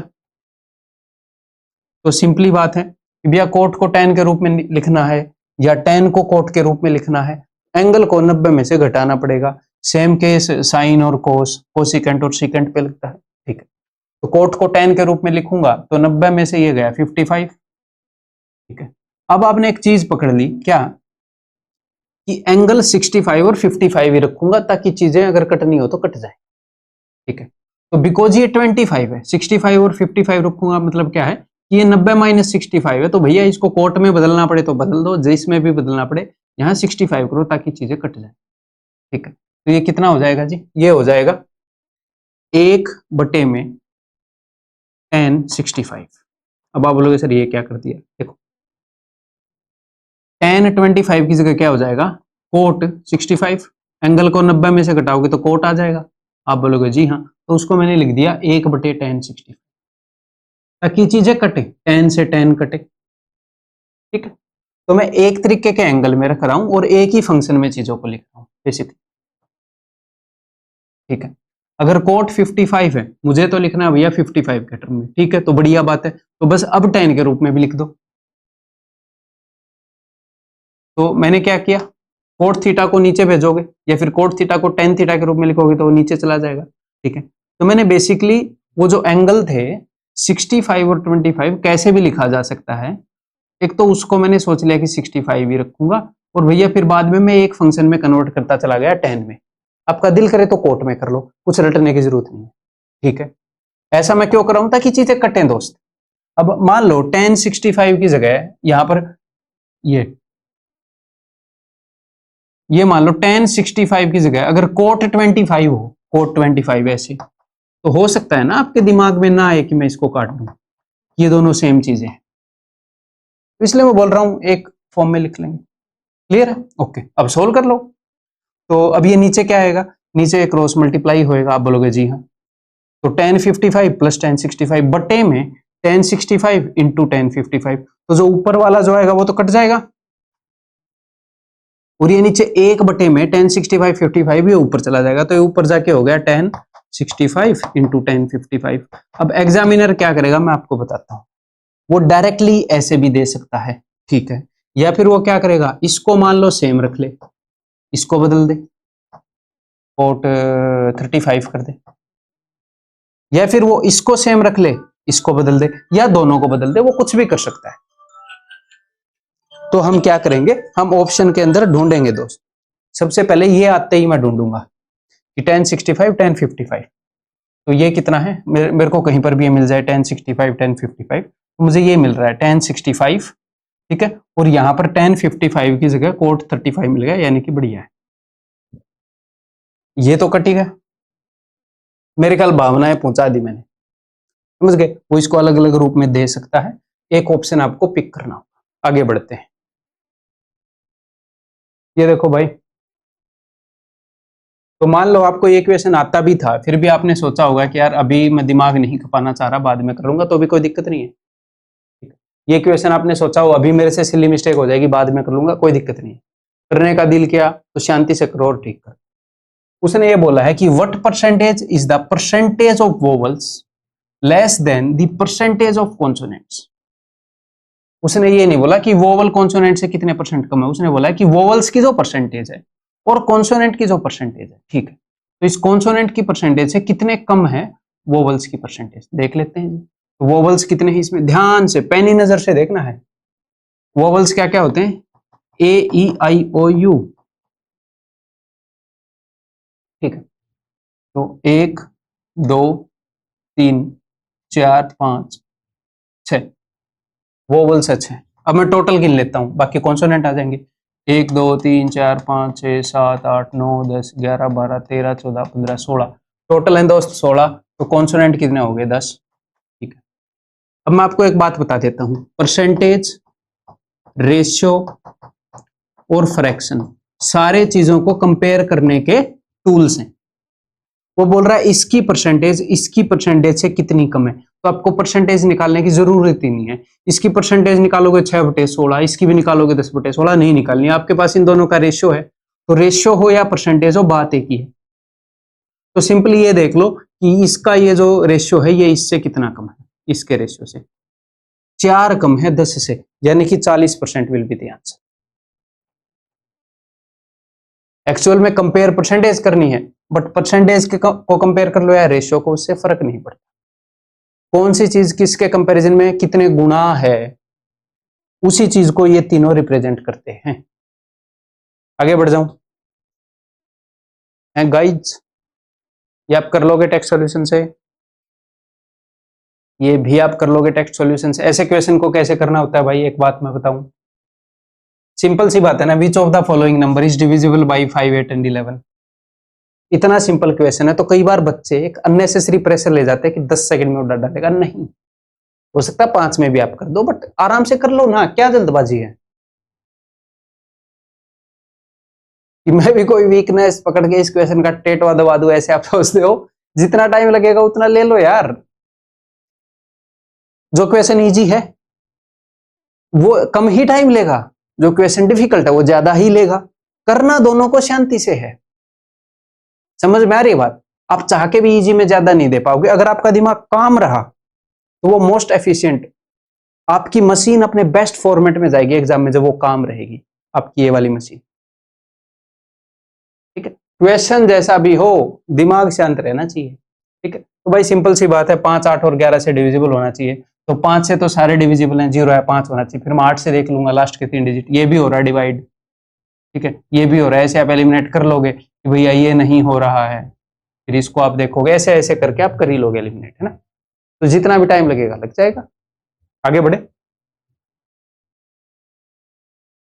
तो भाई यहां पर बोला है उसने, that guy said examiner, coordinates of the point where, ये जो ग्राफ है ये कोऑर्डिनेट एक्सिस को काटता है, ये कोऑर्डिनेट एक्सिस है, और ऐसे कोई ना कोई लाइन होती है, तो ये जहां पर काटती है। ठीक है, तो सिंपल सी बात आपको बार बार बता चुका हूं, ये जो भी लाइन है, ये एक्स एक्सिस, ये जो एक्स वाई एक्सिस डिनोट करता है हाइट को। एक्स एक्सिस के ऊपर नंबर की कोई हाइट नहीं होती, तो ये एक्स एक्सिस को काटती है जब वाई की वैल्यू 0 है, यानी कि हाइट 0 है। एक्स एक्सिस पर वाई की वैल्यू 0 होती है, और वाई एक्सिस पर एक्स की वैल्यू 0 होती है। ठीक है, तो ये एक्स एक्सिस पर कहां काट रही है, उसके लिए आपको क्या करना पड़ेगा, एक्स एक्सिस पर कहां काट रही है उसके लिए वाई को 0 पुट कर, मन ही मन में वाई 0 है, एक्स की वैल्यू आ गई 294 बटे में 42, है ना। एक्स की वैल्यू आ गई, तो 14, ये 42, 14 दूनी 28, 14 एकम 14, 3 7 21। तो जब y की वैल्यू 0 है तो x की वैल्यू 7 है, ये 7 0, x की वैल्यू 7 है तो y की वैल्यू 0 है। ऐसे ही y एक्सिस पर कहां पर काट रही है उसके लिए सिंपली x को 0 पुट कर दो, तो आपको y की वैल्यू मिल जाएगी। x को 0 पुट करोगे तो -14y is this, it means y is equal to -294 बटे में 14। तो यानी कि जब x की वैल्यू 0 है तो उस केस में y की वैल्यू -21। ठीक है भाई, x एक्सिस को 7 0 पर, y एक्सिस को 0 -21। आगे बढ़ते हैं बिरादर, इसको इजीली कर लोगे। बस एक चीज मैं यहाँ पर ये बताना चाह रहा हूँ, कई बार क्या होता है कि 66.66% की आपको फ्रैक्शन पता है, बस इसी में पॉइंट को एक इधर सरका देता है, तो वो 2/30। अरे भैया इसको 10 से डिवाइड कर दिया ना उसने परसेंटेज को, तो आप फ्रैक्शन को कर दो, तो 1/15 वैसे देखा जाए तो रटने की जरूरत भी नहीं है। आपको पता है कि 75% की फ्रैक्शन है 3/4, तो 7.5% की कितनी होगी भाई, इसको 10 से डिवाइड कर 3/40, रटना क्या है। ठीक है, 12.5 की आपको पता है कि भैया 1/8 है, तो 1.25 की कितनी होगी, 1/80। बढ़ जाऊं मैं आगे, ठीक है जी। तो यहाँ पर मैं आपको कंसेप्ट पहले मैं कंसेप्ट बता देता हूँ ताकि अच्छे से समझ में आ जाए। अदरवाइज इसका आंसर ऐसे किया जा सकता है 7 × 21, एक ज्यादा है ना 3 गुना से, 1/7 इज द आंसर, 14.2। ठीक है, अब मैं आपको कंसेप्ट बता देता हूँ। देखो, मान लो ये प्रिंसिपल है, ठीक है जी। तो पहले साल के बाद ब्याज कितना लगेगा, कंपाउंड इंटरेस्ट के हिसाब से बता रहा हूँ। तो पहले साल में जो ब्याज लगेगा इसके ऊपर लग जाएगा प्रिंसिपल में, यानी कि उसको मैं बोल देता हूँ I1। प्रिंसिपल के ऊपर एक बार ब्याज निकाला है तो I1। अब दूसरे साल में क्या होगा दोस्त, सेकंड ईयर में इससे पहले जितनी भी चीजें हैं, क्योंकि ब्याज पे ही ब्याज लगता है तो प्रिंसिपल के ऊपर भी ब्याज लगा लो I1, और ब्याज के ऊपर ब्याज लगाओगे तो I2। ठीक है, अब तीसरे साल में इससे पहले जितना कुछ भी लिखा हुआ है उसके ऊपर ब्याज लगाओ, प्रिंसिपल पर ब्याज लगेगा I1, इन दोनों के ऊपर ब्याज क्या लगेगा, I1 के ऊपर जो ब्याज लगता है वो I2, तो 2I2, और इसके ऊपर जो ब्याज लगेगा वो हो गया जी I। इतना डिटेल में नहीं बताऊंगा कि पूरा चैप्टर करवा दूं, इतने में मेरे ख्याल आप समझ रहे हो। ठीक है, तो 2 साल में जो फर्क आता है SI और CI में, क्यों, क्योंकि SI तो सिर्फ ये वाला ब्याज होता है जो प्रिंसिपल पर लगे, ब्याज पर जो ब्याज लगे वो कंपाउंड इंटरेस्ट में ही होता है। ठीक है, तो 2 साल में सिर्फ इतना फर्क आ पाता है, difference in 2 years between SI and CI वो होता है I2। और 3 साल में जो फर्क आ पाता है, देखो 3 साल का SI तो ये है, ये तो ये जो भी एक्स्ट्रा लिखा हुआ वो डिफरेंस ही है, यानी कि 3I2 प्लस I3। और ये I2 I3 क्या है भैया, ब्याज की जनरेशन है। ब्याज के ऊपर पहली बार ब्याज निकालोगे, यानी कि प्रिंसिपल मान लो रेट है 10%, इसका 10% निकालोगे I1 आएगा। अब इस ब्याज का भी ब्याज निकाल दो, यानी कि 2 बार ब्याज निकाल चुके हो यानी कि I2, और इसका भी ब्याज निकाल दोगे यानी कि I3। तो ये चीज मैंने आपको अच्छे से याद करवा रखी है, क्लियर है दोस्त। ठीक है, और ये भी बता रखा है कि 2 साल में जो डिफरेंस है और जो 3 साल में डिफरेंस है, इनके बीच में ये रिलेशन है कि 3 साल का जो डिफरेंस है वो 3I2 प्लस I3 है, यानी कि इसके 3 गुना से थोड़ा सा एक्स्ट्रा है, और 3 गुना से जो थोड़ा सा एक्स्ट्रा है वो है I3 यानी कि I2 के ऊपर जब ब्याज लगा था, और ब्याज कितना लगता है, जितनी भी रेट होती है उतनी। तो ये 7 दे रखा है भाई ने, ये 22 दे रखा है, तो आप सीधा देखोगे 7 × 21 से एक ज्यादा है, तो यानी कि I3 1 है, I2 7 है, एक का ब्याज लग रहा है 7 पर, यानी कि 14.28। ठीक है दोस्त, आगे बढ़ जाओ। भाई हमें एक बात पता है, अब मान लो ये वाला क्वेश्चन है, अगर आपको फर्स्ट राउंड में लगे कि कई बार क्या होता है, ये इस तरीके का कंसेप्ट है कि उतनी ज्यादा बार रिवाइज नहीं होता मॉक्स के अंदर, आपने रिवाइज ना किया हो और आपको लग रहा है बाद में करूँ, बाद में कर लो। ठीक है, अब ये देखो, मुझे इतना पता है कि जो सिंपल इंटरेस्ट है that is directly proportional to principal rate and time. Principal rate और टाइम जितने जितने गुना होंगे वो डायरेक्टली सिंपल इंटरेस्ट को इंपैक्ट करते हैं। आप बोलोगे जी हाँ सर, और उसने यहाँ पर 2 वैल्यूज का, प्रिंसिपल बता दिया, रेट बता दिया, टाइम बता दिया, और एक और वैल्यू का बता दिया, और बोला दोनों का सिंपल इंटरेस्ट सेम है। ठीक है, तो पहले का सिंपल इंटरेस्ट इन चीजों पर डिपेंड करेगा, ए पर m⁻3/2, टाइम कितना है t², और दूसरे का डिपेंड कर रहा है b, जो भी प्रिंसिपल है उसकी रेट और उसका टाइम। ये परसेंटेज ऊपर पावर में चढ़ा दिया है टाइपिंग की टीम ने, ठीक है, गलती से, और ये दोनों इक्वल। इसका सिंपल इंटरेस्ट को ये रिप्रेजेंट करता है, इसके सिंपल इंटरेस्ट को ये। अगर आप फॉर्मूला भी देखोगे सिंपल इंटरेस्ट का, तो P×R×T/100 है, तो बटे में 100 दोनों जगह कट जाए, बट मैं अंडरस्टैंडिंग से करवाना चाह रहा हूँ। क्लियर है भाई। अब देखो, 2t से 2t गए, सिर्फ 1t बच गया। यहाँ पर कई बच्चे ऐसे गलती कर सकते हैं, हाफ से हाफ काट दिया और m⁻3 छोड़ दिए, मत करना भाई। यहाँ पर m है 1.5 बार 3/2, और यहाँ पर m है 0.5 बार। ठीक, तो यहाँ पर आधा है, यहाँ पर 1.5 है, तो आधे से आधा कटेगा तो एक बार m बच जाएगा, यहाँ एक बार m विल बी बचा है। ठीक है, तो a/b = t बटे में m उधर, t/m। ठीक है, आगे बढ़ जाऊं मैं, ये आप कर लोगे टेक्स्ट सॉल्यूशन से ही। यहाँ पर बस एक सिली मिस्टेक कर सकते हो कि D and E are mid point of A B and A C, और बाकी इसको टिक मार दो, आगे देखो ही ना। तो ये गलती कब होगी, जब आप शांत दिमाग से नहीं करोगे। मैं बोल रहा हूँ शांत दिमाग से नहीं करोगे तो कुल मिलाकर बात ऐसी है भैया कि आप रेस में जा रहे हो और आपने अपनी जो टांग है, दिख रही है, आपने अपनी जो टांग है वो बांध ली है ऐसे, आप लंगड़े होके भाग रहे हो, क्यों, क्योंकि आप अपनी बॉडी का फुल इस्तेमाल नहीं कर रहे। तो हड़बड़ी में हो तो आपका माइंड हो जाता है अपंग, तो क्या चाहते हो, आपका दिमाग अपनी फुल कैपेसिटी में जाए या अपंग होके जाए? फुल कैपेसिटी में। शांति से तैयारी कर रखी है तो बहुत बढ़िया करके आओगे, बता रहा हूं मैं आपको। और नहीं कर रखी तो मैं कुछ भी कर लूं फिर थोड़ी कुछ होएगा। तो भैया A B and C enter into a partnership. A B और सी कुछ ज्यादा ही बिजनेस नहीं करते, मैं देखा हूं बार बार इनके बिजनेस कैसे चलते हैं। A start the business by investing, A ने इतने रुपए इन्वेस्ट किए। अब मैं क्या कर रहा हूं, ये एंड की 3 जीरो मैं हर जगह एलिमिनेट कर दूंगा कि भाई बातें हजारों में हो रही है ये मान के, ताकि ज्यादा ना लिख। ठीक, ए ने बिजनेस को स्टार्ट किया इतने रुपए लगा के, 3 महीने के बाद बी ने ज्वाइन कर लिया इतने रुपए लगा के, फिर आफ्टर अनदर 3 मंथ्स यानी कि 6 month from the start C ने ज्वाइन कर लिया इतने रुपए। ठीक, at the end of the 9 months from the start of the business A ने विड्रॉ कर लिया इतने। ठीक, अब मैं शांति से कर लेता हूं। If at the end of the year इतने रुपए, यानी कि इसके बाद और कुछ चेंज नहीं हुआ है ना, अब मैं शांति से कर लेता हूँ। कई बार आपको ऐसे ही करना पड़ेगा। अब दोबारा पढ़ लेंगे कि भैया 3 महीने बाद ये आया था, तो यानी कि साल के एंड तक सिर्फ 9 महीने तक ये रहेगा, और ये इसके भी 3 महीने बाद आया था, यानी कि इसके रुपए 6 महीने तक लगे रहेंगे, और बाद में इन लोगों ने चेंज नहीं किया। अब मैं जाता हूँ ए पर। इस भाई साहब ने क्या किया था, 9 महीने तक तो इतने ही रुपए रहे, फिर अपने 20,000 रुपए निकाल लिए, यानी कि 120 की जगह 100 रह गए, और अगले 3 महीने तक। तो कुछ बहुत ज्यादा फैंसी करने की जरूरत नहीं है इसमें, बस आगे कैलकुलेट कर लो, और इतना आपको पता भी है बस, तो हर जगह जीरो काट दूं। ठीक, अब देखो यहाँ पर 6 है, यहाँ पर 6 है नहीं, यहाँ पर सिर्फ 3 है, और इन जगह भी 3 है, तो हर जगह से 3 काट दूं, और शांति से काटना है भाई।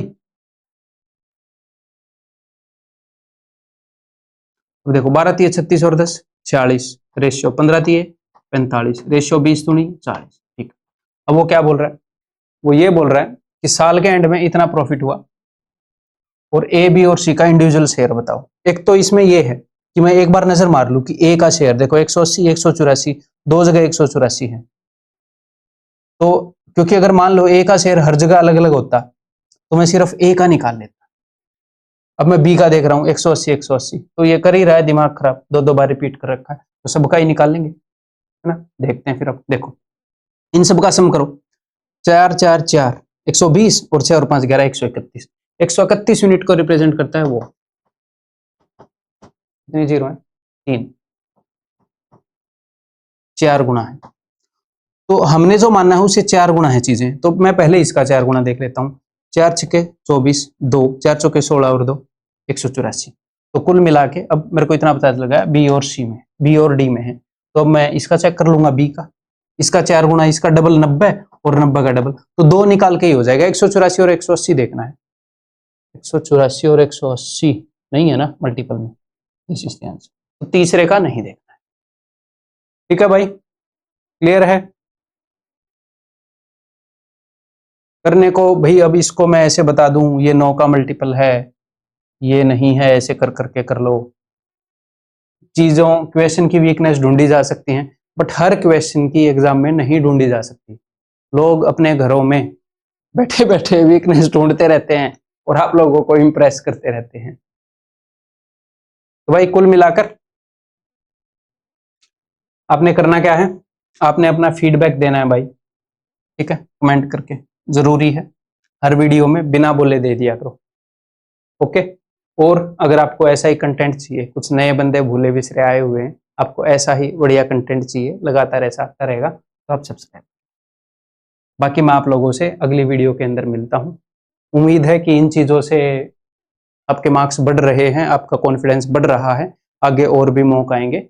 और आपने क्या करना है दोस्त, आपने अपना बेस्ट दे के आना है, आपने अपना बेस्ट दे के आना है, बस ये कोशिश करो।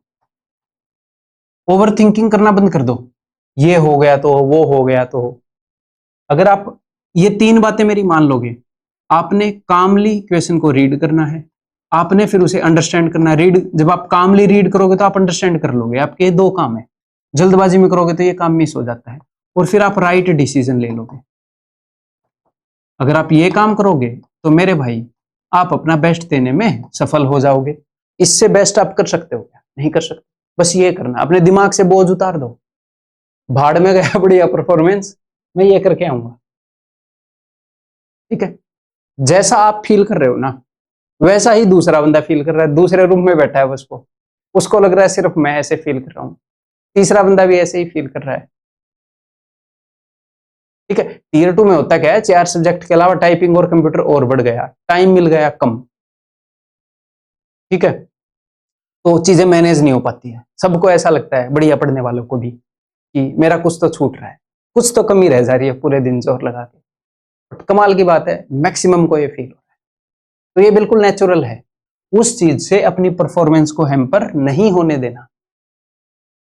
ठीक है, क्लियर है, शांति से सोओगे, अपना बेस्ट कर सकते हो। जीवन में जो आदमी अपना बेस्ट करना जानता है, मैं बोल रहा हूं उसको सक्सेसफुल होने से कोई रोक ही नहीं सकता। सबके बस की बात थोड़ी है यार, लगातार पढ़ना, कंसिस्टेंटली कोई काम करना। अगर आपके अंदर ये आर्ट है, आप कंसिस्टेंटली ये काम कर रहे हैं, थोड़ी मोटी कम प्रोडक्टिविटी परसेंटेज कुछ कम भी लगा लें, तो भी आप दुनिया में ऑलरेडी सक्सेसफुल हो। दिख नहीं रहा है, कल को दिख भी जाएगा, इतनी टेंशन मत लो। ठीक है, अगली वीडियो में मिलते हैं भाई, बाय बाय, टेक। तो पहला ही क्वेश्चन आपको रीजनिंग का दिया गया था, सीरीज से रिलेटेड। आप कोई भी पहला एलिमेंट पिक कर सकते हो, चाहे तो आप लेटर पिक करो फर्स्ट वाला, चाहे आप सेकंड नंबर पिक करो, चाहे आप थर्ड लेटर पिक करो, दैट्स अप टू यू।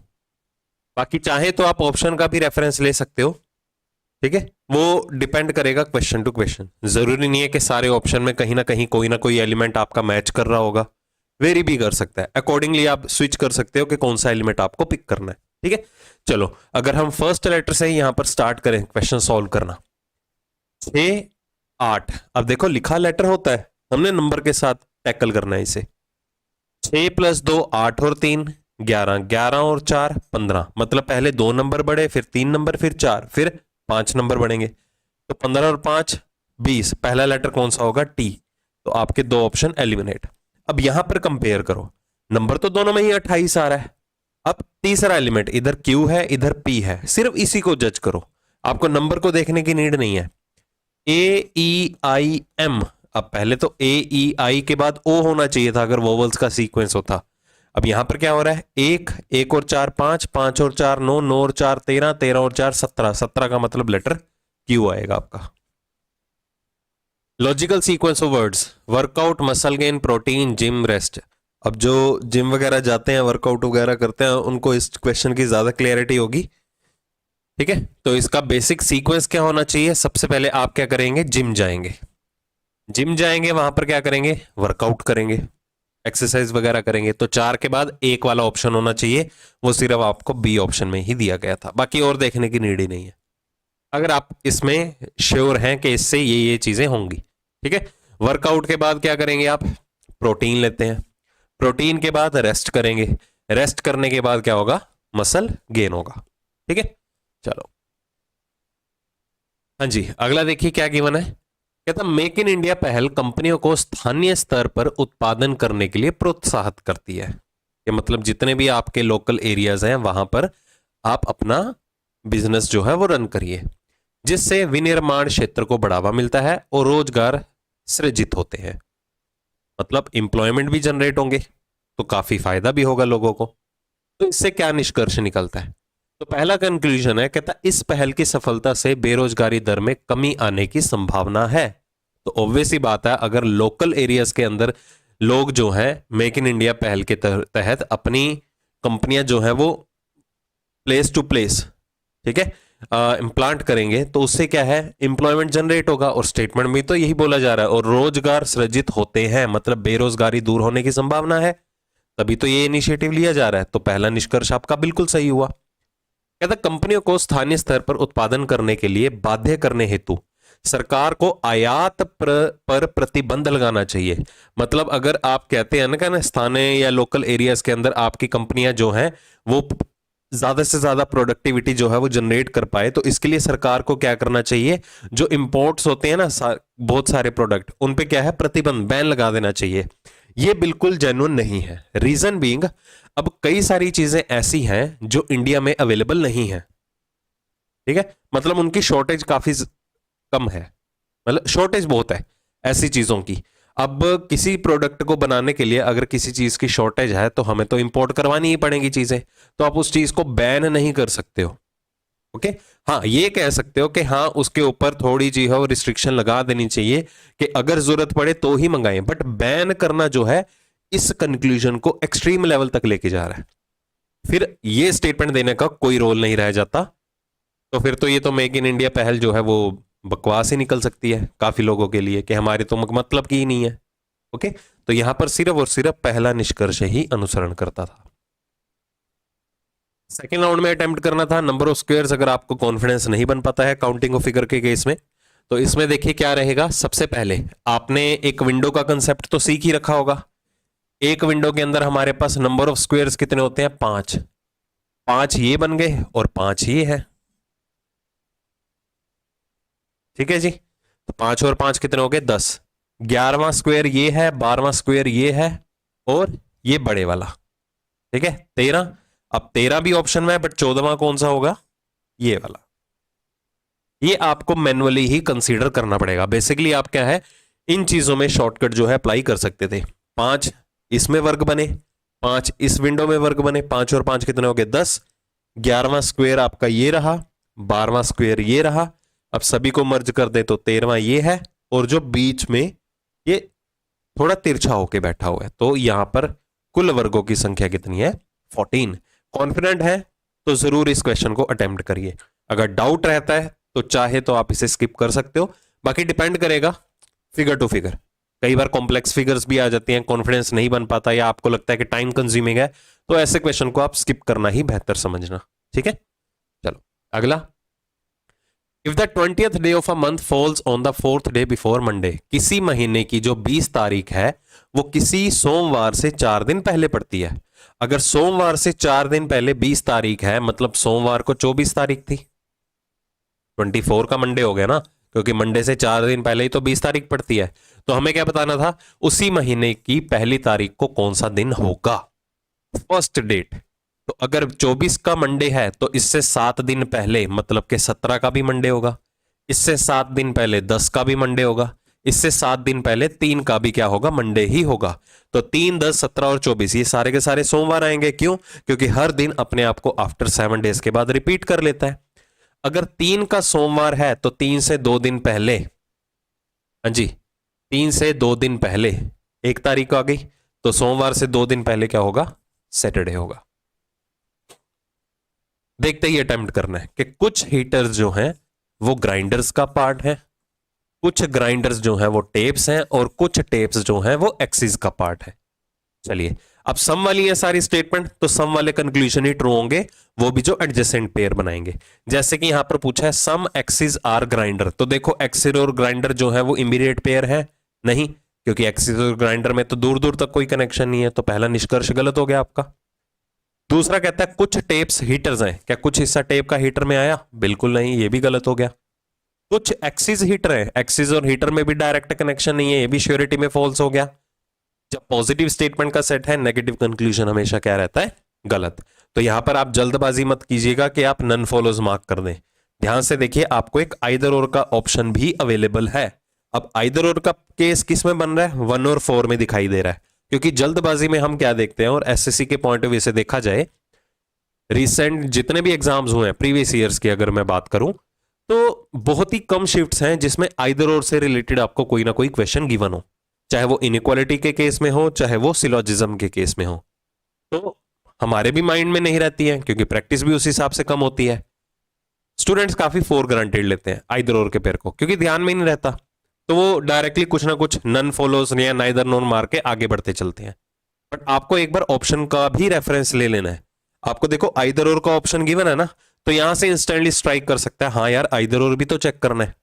ठीक है, पहली बात आपको नो वाला कंक्लूजन देखते ही पता लग जाना चाहिए कि इसमें आइदर और का पेयर बनेगा या नहीं बनेगा, क्योंकि आइदर और के पेयर के लिए कंडीशंस क्या होती हैं कि कोई भी दो कंक्लूजन्स अगर वो आइदर और का पेयर बनाएंगे तो उनके लिए कंडीशंस क्या क्या है? उनका सब्जेक्ट और प्रेडिकेट क्या होना चाहिए? सेम होने चाहिए, दोनों फॉल्स होने चाहिए, एक कंक्लूजन पॉजिटिव और एक नेगेटिव, मतलब कॉम्प्लीमेंट्री पेयर होना चाहिए। और कॉम्प्लीमेंट्री पेयर में अगर नेगेटिव कंक्लूजन यहां पर एक घूम रहा है, तो इसका सब्जेक्ट प्रेडिकेट मैच करेंगे किसी पॉजिटिव कंक्लूजन के सब्जेक्ट प्रेडिकेट के साथ मैच हुआ, और अगर वो भी गलत है तो इसलिए वो आइदर और की कैटेगरी में आएगा। ठीक है, चलिए नेक्स्ट देखिए क्या है। पॉइंटिंग टू अ बॉय, एक लड़के की तरफ इशारा करते हुए रीटा ने कहा, क्या कहा रीटा ने? ही इज द सन, वो किसी का बेटा है।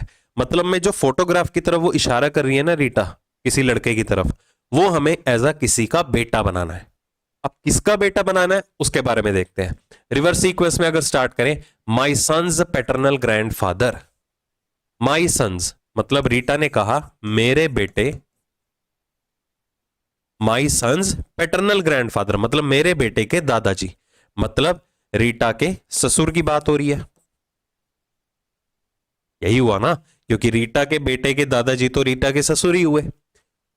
सन्स पैटर्नल ग्रैंडफादर, इससे पहले वाला ओनली डॉटर इन लॉ, मतलब रीटा ने कहा कि जो मेरे बेटे के दादाजी की इकलौती बहू है। इकलौती बहू कौन हो गई? रीटा हो गई। उसका इकलौता भाई, ओनली ब्रदर, उसका इकलौता भाई का बेटा है कौन? जिसकी तरफ वो पॉइंट कर रही थी। मैं रिपीट कर देता हूं फिर से। रीटा ने एक लड़के की तरफ इशारा करते हुए एक स्टेटमेंट दी। क्या बोला उसने? कि वो मेरे बेटे के जो दादा है उसकी जो इकलौती बहू का इकलौता भाई है उसका बेटा है। तो अल्टीमेटली यहां पर वो जो लड़का है वो रीटा से किस प्रकार संबंधित है? वो उसके भाई का बेटा लगा, मतलब वो उसका नेफ्यू हुआ। नेक्स्ट, ज्यादा डिफरेंस गैप नहीं है विद इन द नंबर्स, तो डिफरेंस से ही क्वेश्चन को सॉल्व करते हैं, नहीं तो मल्टीपल्स बनाने की सोचते। चाहे तो आप 147 से सीरीज को शुरू कर सकते हैं, जरूरी नहीं है कि 146 को भी इंक्लूड करना ही करना है। अब यहां से भी शुरू कर सकते हैं, क्योंकि हमें सिर्फ जज करना होता है कि सीक्वेंस क्या बन रहा है। अगर हम 147 और 55 में देखें तो कितने का इंक्रीमेंट आ गया? 8 नंबर। 100 को गोली मारो, 47 और 55 को टैकल किया करो। इसी तरह 55 और 82 की अगर हम बात करें तो 55 और 82 में कितने का डिफरेंस आ गया? 27 का। अब ध्यान से देखिए, यहां पर 2 का घन आ रहा है, इधर 3 का घन, तो ये 4 का घन होना चाहिए। अगर हम 4 का घन करते भी हैं तो 182 में 64 जोड़ोगे तो 246 ही तो होगा। ठीक है, चलिए, तो नहीं 246 182 में 6 8 6 14, हाँ ठीक है, बिल्कुल ठीक है। तो आगे कितने का डिफरेंस आ जाएगा? 5 के घन का, मतलब कि 125 का। तो 246 में अगर हम 125 जोड़ दें तो 46 और 25 जोड़ो, फिलहाल तो 46 और 25 कितना हुआ? 71। वो आपको डी ऑप्शन में ही अवेलेबल है। बस देखते ही अटेम्प्ट कर सकते थे इसे। कहता रोहित ने ड्राइव किया 3 kilometre towards the north from point A. बिंदु ए से चलना शुरू करता है रोहित, वो उत्तर दिशा में गया 3 किलोमीटर के लिए। ठीक है, यहां पर आके रुका, उत्तर दिशा में देख रहा है। उसने एक बायां मोड़ लिया और 4 किलोमीटर के लिए चला। हाँ जी, बायां मोड़ लिया, 4 किलोमीटर के लिए ड्राइव करता है। उसके बाद अगेन टर्न्स लेफ्ट, फिर से बायां मोड़ लिया और 6 किलोमीटर के लिए चला। बायां मोड़ लिया मतलब पश्चिम दिशा में, बायां नीचे की तरफ होगा, साउथ डायरेक्शन में। अगर ये 3 किलोमीटर था तो 3 किलोमीटर और आ गया। ओके, हो गया 6 किलोमीटर। उसके बाद देखिए हुआ क्या। Finally takes a left turn and drive 4 kilometre to reach point B. अंत में उसने एक बायां मोड़ लिया, तो उत्तर दक्षिण दिशा में बायां जो होगा वो पूर्व दिशा की ओर रहेगा। और कितना चला? 4 किलोमीटर। अब ध्यान से देखिए, अगर ये 4 किलोमीटर है तो ये लेंथ भी 4 किलोमीटर हुई, और ये क्या हुआ? Point B.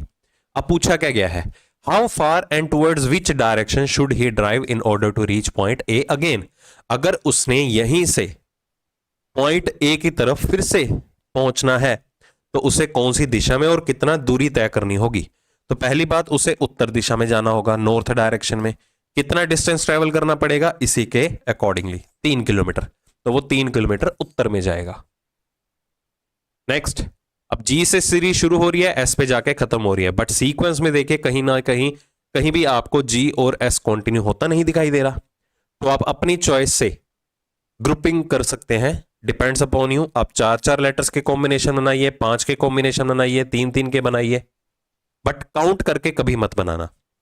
तो प्रोबेबिलिटी यही रहती है कि हमेशा के 4-4 के ग्रुप्स क्रिएट करने पे ही आपको आपके क्वेश्चन का आंसर मिल जाए। तो यहां पर देखिए, हर ग्रुप का अगर मैं पहला लेटर पिक करूं, इसी को ही टारगेट कर लो, क्योंकि इस ग्रुप का पहला लेटर तो आपको गिवन ही नहीं है। ये 11 है, ये 13 है और ये 15 है, 2-2 नंबर बढ़ रहे हैं, तो 7 में 2 नंबर बढ़ा दो, 7 और 2 9, मतलब सीक्वेंस वाइज दूसरा अक्षर आई के लिए होना चाहिए। बस आगे आपको सॉल्व करने की बिल्कुल भी नीड नहीं है, क्योंकि सीक्वेंस वाइज अगर दूसरा लेटर आई है तो वो तो किसी भी ऑप्शन में अवेलेबल नहीं है। ठीक है, एक ही ऑप्शन में अवेलेबल है, इसी को ही हिट करो और आगे की तरफ बढ़ो। पूरा आंसर मेंटेन करने की नीड बिल्कुल भी नहीं है आपको। नेक्स्ट, कोर्स ऑफ एक्शन की बात कर रहे हैं। चलो, कहता भूजल स्तर घटने के कारण कई शहरों में गर्मियों के महीने में पानी की भारी कमी हो रही है। Many cities are facing the acute water shortage during the summer months due to depleting ground water level। मतलब जमीन के नीचे पानी की इतनी ज्यादा कमी हो गई है कि गर्मियों के अंदर जो है बहुत ज्यादा प्रॉब्लम फेस करने को मिल रही है लोगों को। क्यों? क्योंकि पानी की भारी कमी हो रही है। जब ग्राउंड वाटर अवेलेबल ही नहीं होगा तो पानी कहां से यूज कर पाएंगे लोग। तो इससे क्या कार्यवाही की जा सकती है? कोर्स ऑफ एक्शन पहला क्या है? कहता नगर निगम को गर्मियों के लिए पानी संग्रहित करने हेतु सभी नए आवासीय और वाणिज्यिक परिसरों में वर्षा जल संचयन को अनिवार्य कर देना चाहिए। अब अगर लग रहा है कि ग्राउंड वाटर जो है वो प्रॉपर नहीं अवेलेबल हो पाता लोगों को यूज करने के लिए, तो क्या होगा फिर? इसका एक ऑल्टरनेट सोर्स यही है कि नगर निगम को ही, म्यूनिसिपल कॉरपोरेशन को ही लोगों को हिदायत करनी चाहिए, उन्हें खुद ही यह सोचना चाहिए कि जब भी मॉनसून या बारिश वगैरह हो तो पानी को रिजर्व करके रखें ताकि वो आगे आने वाले टाइम में उस पानी का यूज कर सकें, चाहे वो फार्मर्स के लिए हो चाहे किसी भी पर्पस के लिए हो, ताकि इमरजेंसी के टाइम पे हमारे पास जो है अवेलेबल भी होना चाहिए वाटर प्रॉपर क्वांटिटी में, और लोगों को भी गर्मियों में इस चीज को प्रॉब्लम फेस करने को ना मिले। तो बिल्कुल ही जेन्युइन कोर्स ऑफ एक्शन है ये। दूसरा कहते हैं नागरिकों को शुष्क मौसम में उपयोग के लिए वर्षा जल को कुशलतापूर्वक संग्रहित करने के तरीकों के बारे में शिक्षित करने हेतु एक जागरूकता अभियान शुरू किया जाना चाहिए। अब देखो, अब काफी ज्यादा लोग तो अवेयर नहीं होते हैं कि पानी को कैसे कलेक्ट किया जाता है। अब जो इस फील्ड में है, जैसे यहां पर नगर पालिका की ही बात की जा रही है, नगर निगम की बात की जा रही है, उनके पास रिसोर्सिस हैं प्रॉपर, सरकार की तरफ से उन्हें अवेलेबल हो चुके हैं कि किस तरह से हम वाटर कलेक्ट कर सकते हैं बारिशों के टाइम पे। तो ये अवेयरनेस जो है लोगों तक पहुंचाने के लिए, उनको जागरूक करने के लिए उनको शिक्षित करो कि अगर आपको यह प्रॉब्लम आती है, अकेला हमारा काम नहीं है कि सरकार ही इस चीज में पहल करे, लोगों को भी साथ में आना होगा इस चीज को लेके। आफ्टर ऑल प्रॉब्लम उनको ही फेस करने को मिल रही है ना, तो ये प्रॉब्लम फेस करने को ना मिले तो वाटर कैसे कलेक्ट करना है बारिशों के मौसम में, उसके बारे में उन्हें शिक्षित भी करो और जागरूक भी करो। जागरूक किस सेंस में करो कि हाँ ये कमियां हो जाती हैं, आने वाले टाइम में पानी की कमी बहुत ज्यादा होगी, आपकी आने वाली जनरेशन को पीने के लिए पानी नहीं मिलेगा, तो बहुत ज्यादा, क्योंकि एक बहुत ही महत्वपूर्ण रिसोर्स है जीने के लिए। तो यहां पर दोनों के दोनों निष्कर्ष जो हैं वो आपके अनुसरण कर रहे हैं। ठीक है, नेक्स्ट देखते ही अटेम्प्ट करना था ये भी, एफ ग्रेटर देन एस। तो ध्यान से देखिए, एफ इस स्टेटमेंट का पार्ट है, एस इस स्टेटमेंट का पार्ट है। ठीक है, तो F greater than equal to S, F S की बात कर रहे हैं, सॉरी इधर भी तो एस एग्जिस्ट कर रहा है, तो इसमें और इसमें कनेक्शन क्रिएट करने के लिए यहां पर कॉमन पैरामीटर कौन है? के। अब अगर एफ से एस तक ट्रेवल करना है, पहले हमें एफ से लेके के तक ट्रेवल करना है, फर्दर के से लेके एस तक ट्रेवल करना है, तो अल्टीमेटली जो साइन का फेस है वो एफ की तरफ ओपन होना चाहिए। बट जैसे ही हम एफ टू के ट्रेवल करेंगे साइन का फेस एफ की तरफ ओपन है, बट जैसे ही मैं के टू एस ट्रेवल करूंगा यहां पर साइन का फेस एस की तरफ ओपन है। होना किसकी तरफ चाहिए था? के या एफ की तरफ। तो जब हम एफ टू एस ट्रेवल करेंगे तो साइन एक दूसरे को अपोज कर रहे हैं, अपोज की सिचुएशन में आप कुछ डिफाइन ही नहीं कर पाएंगे, इसलिए पहला निष्कर्ष गलत है टोटली। दूसरा कहता है एम ग्रेटर देन के। अगर हम देखें एम यहां पार्ट है, एम इसका पार्ट है, एम एस से बड़ा है और एस फर्दर के से बड़ा है, तो जब हम एम से लेके के तक ट्रेवल करेंगे, एम से के तक एक सिंगल साइन घूम रहा है। सिंगल साइन के केस में सिंगल साइन की कंडीशन ही ट्रू मानी जाती है, तो आपका यहां पर सिर्फ और सिर्फ दूसरा कंक्लूजन जो है वो वैलिड माना जाएगा। नेक्स्ट, ये सेकेंड राउंड में अटेम्प्ट करना था, कौन से दो साइंस और नंबर्स को आपस में एक्सचेंज किया जाना चाहिए ताकि आपकी इक्वेशन बैलेंस हो जाए। अब इस चीज का ध्यान रख लेना, कई बार हमें नंबर्स की जगह डिजिट्स भी दिए जाते हैं, तो इस चीज का खास तौर पे ध्यान रखना है। चलो ऑप्शन एलिमिनेशन पे चलेंगे, कोशिश करेंगे, अगर हमें लगा कि इक्वेशन जो है वो इजी बन रही है तो हम पैरेलली सॉल्व करने की भी कोशिश करेंगे। कैसे? अप्रोक्सीमेट वैल्यू का रेफरेंस लेके। ये नहीं है कि आपको प्रॉपर रिजल्ट पे ही पहुंचना है। आंसर हमारा न्यूमरल वैल्यू में है। अब पहला ऑप्शन देखिए क्या है, मल्टीप्लाई और डिवाइड को चेंज करना है, यहां डिवाइड आ जाएगा, इधर मल्टीप्लाई, और 12 और 48 को चेंज करना है। ठीक है, अगर मल्टीप्लाई और डिवाइड एक्सचेंज होंगे तो 12 की जगह क्या आ जाएगा 48, बटे में क्या आ जाएगा 18 और गुना में क्या आ जाएगा 12, क्योंकि डिवाइड का मतलब डिवाइड देखो मल्टीप्लाई की जगह आ गया ना, तो पहले मैंने 18 को अपॉन में ले लिया। ओके, अब सुनिएगा ध्यान से होगा क्या। अब यही चीज अगर मैं यहां पर करूं तो ये 12 और 18 2/3 हो गया, ये कितना हो गया 16। ध्यान से समझना, 16 का 2 गुना कितना हो गया 32। 324 में 32 जोड़ के 36 कम करो, अल्टीमेटली प्लस का 32 बना माइनस का 36 बना, तो माइनस का 4 हो गया। 324 में 4 कम करेंगे 320 आएगा, 228 चाहिए था, तो पहला ऑप्शन तो एलिमिनेट। ये इक्वेशन सॉल्व करने की नीड क्यों पड़ी, क्योंकि डिवाइड और मल्टीप्लाई जो है वो एडजेसेंट साइन है। यहां पर 48/18 फ्रैक्शन तो क्रिएट करता, बट मल्टीप्लीकेशन में 12 जो वैल्यू थी उस डिनोमिनेटर को वेनिश आउट कर रही थी, इसलिए इसे सॉल्व करने की नीड पड़ेगी आपको। ठीक है, अब दूसरे ऑप्शन की बात करते हैं। 324 और 36, अगर 324 36 की जगह आया प्लस और डिवाइड रिप्लेस होंगे। अब ध्यान से समझो, अगर यहां पर आता है 36 डिवाइड 12, ठीक है, 36 डिवाइड 12 कितना हो गया 3, 3 का 18 गुना, मल्टीप्लाई तो इधर ही रहेगा, 3 का 18 गुना कितना हो गया 54। अब 54 और 48 मिलके यहां पर 36 की जगह कौन आया था 324, सबसे बड़ी वैल्यू ही माइनस में है 324। 324 में बेचारे 36 और 48 क्या कर लेंगे, रिजल्ट तो फिर भी नेगेटिव में रहेगा, हमें तो पॉजिटिव रिजल्ट चाहिए, तो आपका बी ऑप्शन भी एलिमिनेट। तीसरे ऑप्शन की बात करें 18 और 12, ठीक है, और प्लस और डिवाइड। अब देखो 324/18 आ जाएगा, ये आपका आंसर देने के लिए वैलिड हो सकता है, क्योंकि 324 जो है वो 18 का मल्टीपल है। ठीक है, ट्राई कर देंगे, 18 का वर्ग ही तो होता है 324, ये आंसर देने के लिए एलिजिबल हो सकता है। 18 और 36 को अगर मैं आपस में रिप्लेस कर दूं, मल्टीप्लाई और माइनस रिप्लेस होंगे, 18 और 36 तो क्या बनेगा 36/18 मल्टीप्लाई में 36/48 मल्टीप्लीकेशन में क्या आएगा 18। ये भाई एक फ्रैक्शन क्रिएट करेगा, ये देखो 12 36 12 चौके 48, 18/4 ये फ्रैक्शन क्रिएट करेगा, फ्रैक्शन क्रिएट करेगा, तो इसलिए ये भी एलिमिनेट हो गया। आपका आंसर आ गया सी ऑप्शन। देखो चीजें मैं डिटेल में इलेबोरेट कर रहा हूं तो आपको ये टाइम कंज्यूमिंग लगेगा, पर जब आप खुद से सॉल्व करने बैठते हैं और कैलकुलेशंस के ऊपर होल्ड बना हुआ है तो ये विद इन सेकंड्स के अंदर सॉल्व होने वाला क्वेश्चन है आपके लिए। अगला देखिए, किसी सर्टेन कोड लैंग्वेज में फिक्शन का कोड गिवन है, डस्टिली का कोड गिवन है, एंड गेम का बताना है। देखिए नंबर और वर्ड्स दोनों मिक्स हो रखे हैं, तो चाहे तो आप इसे सेकेंड राउंड में ही अटेम्प्ट करिए, रिस्क कभी मत लेना, टाइम कंज्यूमिंग हो सकता है।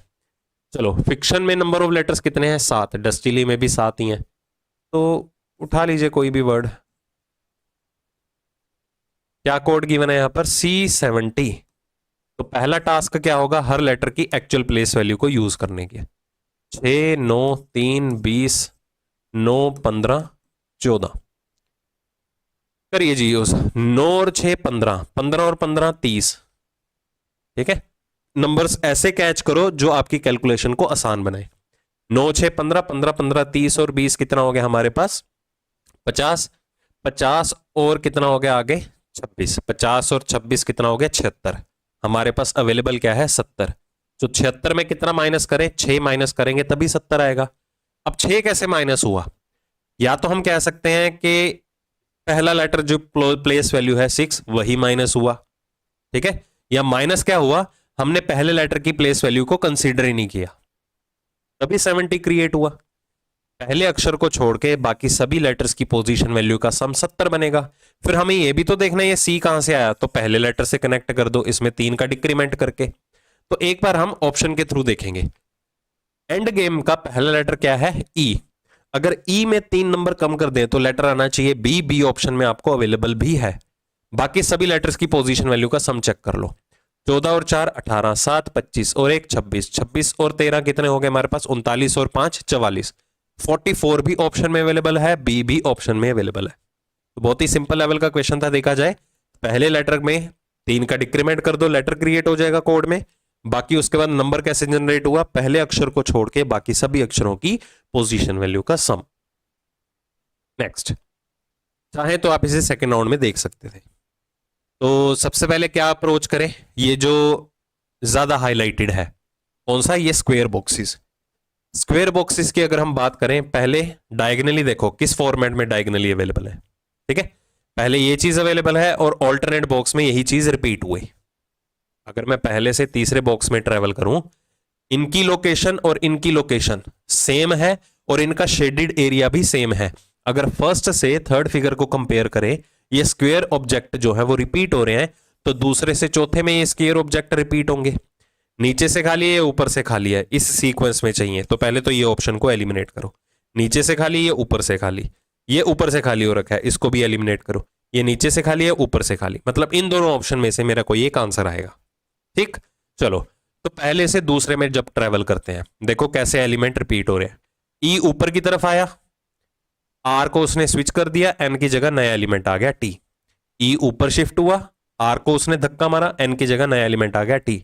अब देखो टी ऊपर की तरफ आया, ई को उसने धक्का मारा, टी ऊपर की तरफ आया, ई को धक्का मारा यहां से, और आर की जगह नया एलिमेंट आ गया पी। अब पी ऊपर आएगा, किसको धक्का मारेगा? टी को धक्का मारेगा, ई की जगह नया एलिमेंट आएगा। तो सीक्वेंस वाइज पी सेंटर में क्या होना चाहिए? टी, वो आपको सिर्फ ए ऑप्शन में है। नया एलिमेंट कहां से आएगा वो आपको ऑप्शन के थ्रू ही जज होगा। सेकेंड राउंड में अटेम्प्ट करना है, ये भी पजल की फॉर्म में आपको डेटा सफिशिएंसी का केस। देखो उम्मीद कर रहा हूं मैं, देखो सीक्वेंस में आपको सॉल्यूशंस तो बता रहा हूं, बट जो स्ट्रेटेजी हमने वीडियो मॉक्स के अंदर आपको बता रखी है कि कौन सा क्वेश्चन आपको फर्स्ट राउंड में करना है, कौन सा सेकंड राउंड में, अकॉर्डिंगली अप्रोच लगा रहे होंगे, क्योंकि टाइम बहुत कम है एग्जाम को, तो ये क्रूशियल मोमेंट है। ठीक है, तो ये चीजें पल्ले बांध लो, ज्यादा अपनी ईगो सेटिस्फाई करने मत बैठना कि ये तो मेरा स्ट्रॉन्ग टॉपिक है, इसी में मेरा होल्ड बना हुआ है, मैं तो फट से सोल्व कर लूं। उसी चक्कर में आप अपने हाथ धो बैठोगे, फिर इस बात का ध्यान रखना। टीचर को ब्लेम मत करना किसी को भी, मतलब जरूरी नहीं है, मैं रीजनिंग के पॉइंट ऑफ व्यू से बोल रहा हूं, सभी सब्जेक्ट के पॉइंट ऑफ व्यू से। जो आपको लगता है चीजें अवॉइड करने वाली हैं फर्स्ट राउंड में, तो उनको अवॉइड करके चला करो। ये नहीं है कि उसको अटेम्प्ट करने ही बैठ गए, स्टंट नहीं मारने हैं ना, तो आप किसी एग्जामिनर को वहां पर इंप्रेस करने बैठे हो, वो आपको इंप्रेस होकर ग्रेस मार्क्स दे देगा, बिल्कुल भी नहीं। ठीक है, तो आराम से रिलैक्स माइंड से हमेशा मॉक टेस्ट को अटेम्प्ट किया करो। जो जो चीजें बताई गई हैं, कौन सा फर्स्ट राउंड में कर रहे हैं, कौन सा सेकंड राउंड में, अकॉर्डिंगली अप्रोच बनाया करो। इसमें हमारा फायदा नहीं है, आप ही का फायदा होगा। देखो क्या बोला गया है, 5 लोग हैं, 5 मंजिलों पर रहते हैं, एन के बारे में पता करना है, एन कौन से फ्लोर पे रहता है। चलो, सीक्वेंस किसका फिक्स हुआ? फ्लोर्स का। 5 फ्लोर्स की बात की जा रही है, वैसे इजी लेवल है क्योंकि 5 ही फ्लोर्स के बारे में इंफॉर्मेशन दी जा रही है आपको यहां पर। तो इंफॉर्मेशन देखिए, पहली इक्वेशन को हम सॉल्व कर लेते हैं। क्या कहता है? कहता है K lives on an even numbered floor. K सम संख्या वाले फ्लोर पे रहता है, मतलब दूसरे पे भी हो सकता है, चौथे पे भी हो सकता है, और एक ही फ्लोर है के और एम के बीच में। के और एम के बीच में एक ही फ्लोर, केसेस बना दो। के चौथे पे भी हो सकता था, दूसरे पे भी। के और एम के बीच में एक फ्लोर है, तो एम भी दूसरे या चौथे पे कहीं पे भी आ सकता है। उसके बाद एन जो है वो एम के तत्काल ऊपर रहता है, एन एम के तत्काल ऊपर रहता है। 2 केसेस क्रिएट हो गए, और हमें पूछा गया था एन कौन से फ्लोर पे रहता है। एन 5वें पे भी हो सकता है, तीसरे से भी। अब अनसर्टेनिटी है, हमें तो फिक्स आंसर चाहिए था। पहली इक्वेशन से डेटा तो सफिशिएंट है ही नहीं आंसर देने के लिए। दूसरी इक्वेशन को पिक करो, कहता है J lives on the top most floor. J जो है वो टॉप मोस्ट फ्लोर पे रहता है। ये दूसरी इक्वेशन आपकी सॉल्व हो रही है। उसके बाद L lives on an even numbered floor, sorry odd numbered floor. L जो है वो विषम संख्या वाले फ्लोर पे रहता है। विषम संख्या मतलब एल पहले पे भी हो सकता है, एल तीसरे पे भी हो सकता है। क्या इससे आपको एन का पता चल जाएगा वो कौन से फ्लोर पे आएगा? ऑब्वियस सी बात है, दोनों को मर्ज करना पड़ेगा। तो 1 एलोन आंसर नहीं होगा, 2 एलोन आंसर नहीं होगा, आइदर और वाला ऑप्शन नहीं है, मर्ज तो करना पड़ेगा ही पड़ेगा, क्योंकि टुगेदर आर सफिशिएंट भी है, टुगेदर इज नॉट सफिशिएंट भी है। जब दोनों को मर्ज कर दें तो जे टॉप फ्लोर पे है, टॉप फ्लोर पे मतलब जे 5th पे आएगा, ये वाला केस कैंसिल। बस आगे एल को बिठाने की जरूरत नहीं है, क्लियरली पता चल गया एन तीसरे फ्लोर पे रह रहा है। तो together is sufficient to answer the question. Answer carefully mark करना है। कई बार जल्दबाजी में स्टूडेंट्स नोट वर्ड नहीं देखते, जल्दबाजी में ये ऑप्शन पिक कर लेंगे। टाइम भी लगाया, 3 नंबर भी गए, 3 नंबर क्या 4 नंबर गए, ये तो गया ही गया, जो सही है वो उसका भी 1 नंबर ले डूबेगा। ठीक है, तो केयरफुली ऑप्शन मार्क करना। नेक्स्ट, अगर हर एक विषम अंक में 2 जोड़ दिया जाए, विषम अंक में क्या करना है? 2 को जोड़ देना है, और सम अंक में एक कम कर दिया जाए, सम अंक में एक कम कर दिया जाए, आपको संख्या दे दी गई, तो ऐसे कितने डिजिट होंगे जो एक से ज्यादा बार रिपीट होंगे, नया नंबर जो क्रिएट होगा। चलो अब ऐसे क्वेश्चन में आपको क्या करना है, हमेशा एक तरह का एलिमेंट को पिक करना है, या तो सारे ऑड डिजिट उठा लो या तो सारे इवन डिजिट्स उठा लो। अब विषम अंक में क्या करना है, दो दो जोड़ने हैं, तो 5 का क्या बन जाएगा 7, 3 का 5, 3 का 5, 7 का 9 बनेगा। आगे देखो 2 6 4 आ गए, सम अंक आ गए, आखिरी डिजिट पे डायरेक्टली स्विच कर लो, दैट इज 7। ठीक है, पहले हमने विषम अंक पकड़े हैं, अब सम अंक पढ़ लो, सभी में एक एक कम कर दो, 2 में एक कम कर दिया 1, 6 में एक कम किया 5, ठीक है, 4 में एक कम किया, कितना आ गया 3। तो ये आपका सीक्वेंस बना। तो कितने डिजिट यहां पर ऐसे हैं जो एक से ज्यादा बार रिपीट हुए हैं, तो यहां पर जो है 7 रिपीट हुआ, देखो एक से ज्यादा बार, और यहां पर डिजिट 5 भी रिपीट हो रहा है। तो सिर्फ 2 ही अंक ऐसे हैं जो एक से ज्यादा बार रिपीट हो रहे हैं, क्योंकि 9 भी एक बार आ रहा है, 1 भी एक बार आया और 3 भी एक ही बार आया। ठीक है, चलो बढ़े आगे। नेक्स्ट, वर्ड का कोड लेटर्स की फॉर्म में है, ट्राई कीजिए। घोस्ट का कोड गिवन है, अबाइड का कोड गिवन है, दोनों में सेम ही है नंबर ऑफ लेटर्स, कोई भी उठा लीजिए, क्योंकि दोनों में कोई रिपीट भी नहीं कर रहा लेटर। ठीक है, तो कोई भी उठा सकते हैं आप। ONGCB, सबसे पहला टास्क पोजीशन वैल्यूज। देखो पहली कोशिश प्रैक्टिस के साथ ये भी करनी है कि देखते ही अगर एनालाइज हो जाता है कि पहला लेटर कंपेयर करे दूसरा लेटर, तो मच बेटर। प्रॉब्लम आती है तो ही ये लिख के देखने की कोशिश करिएगा। चलो क्या सिचुएशन बन रही है यहां पर, 8 नंबर बढ़ गए, ये 6 नंबर बढ़ गए, ये 8 नंबर कम हो गए,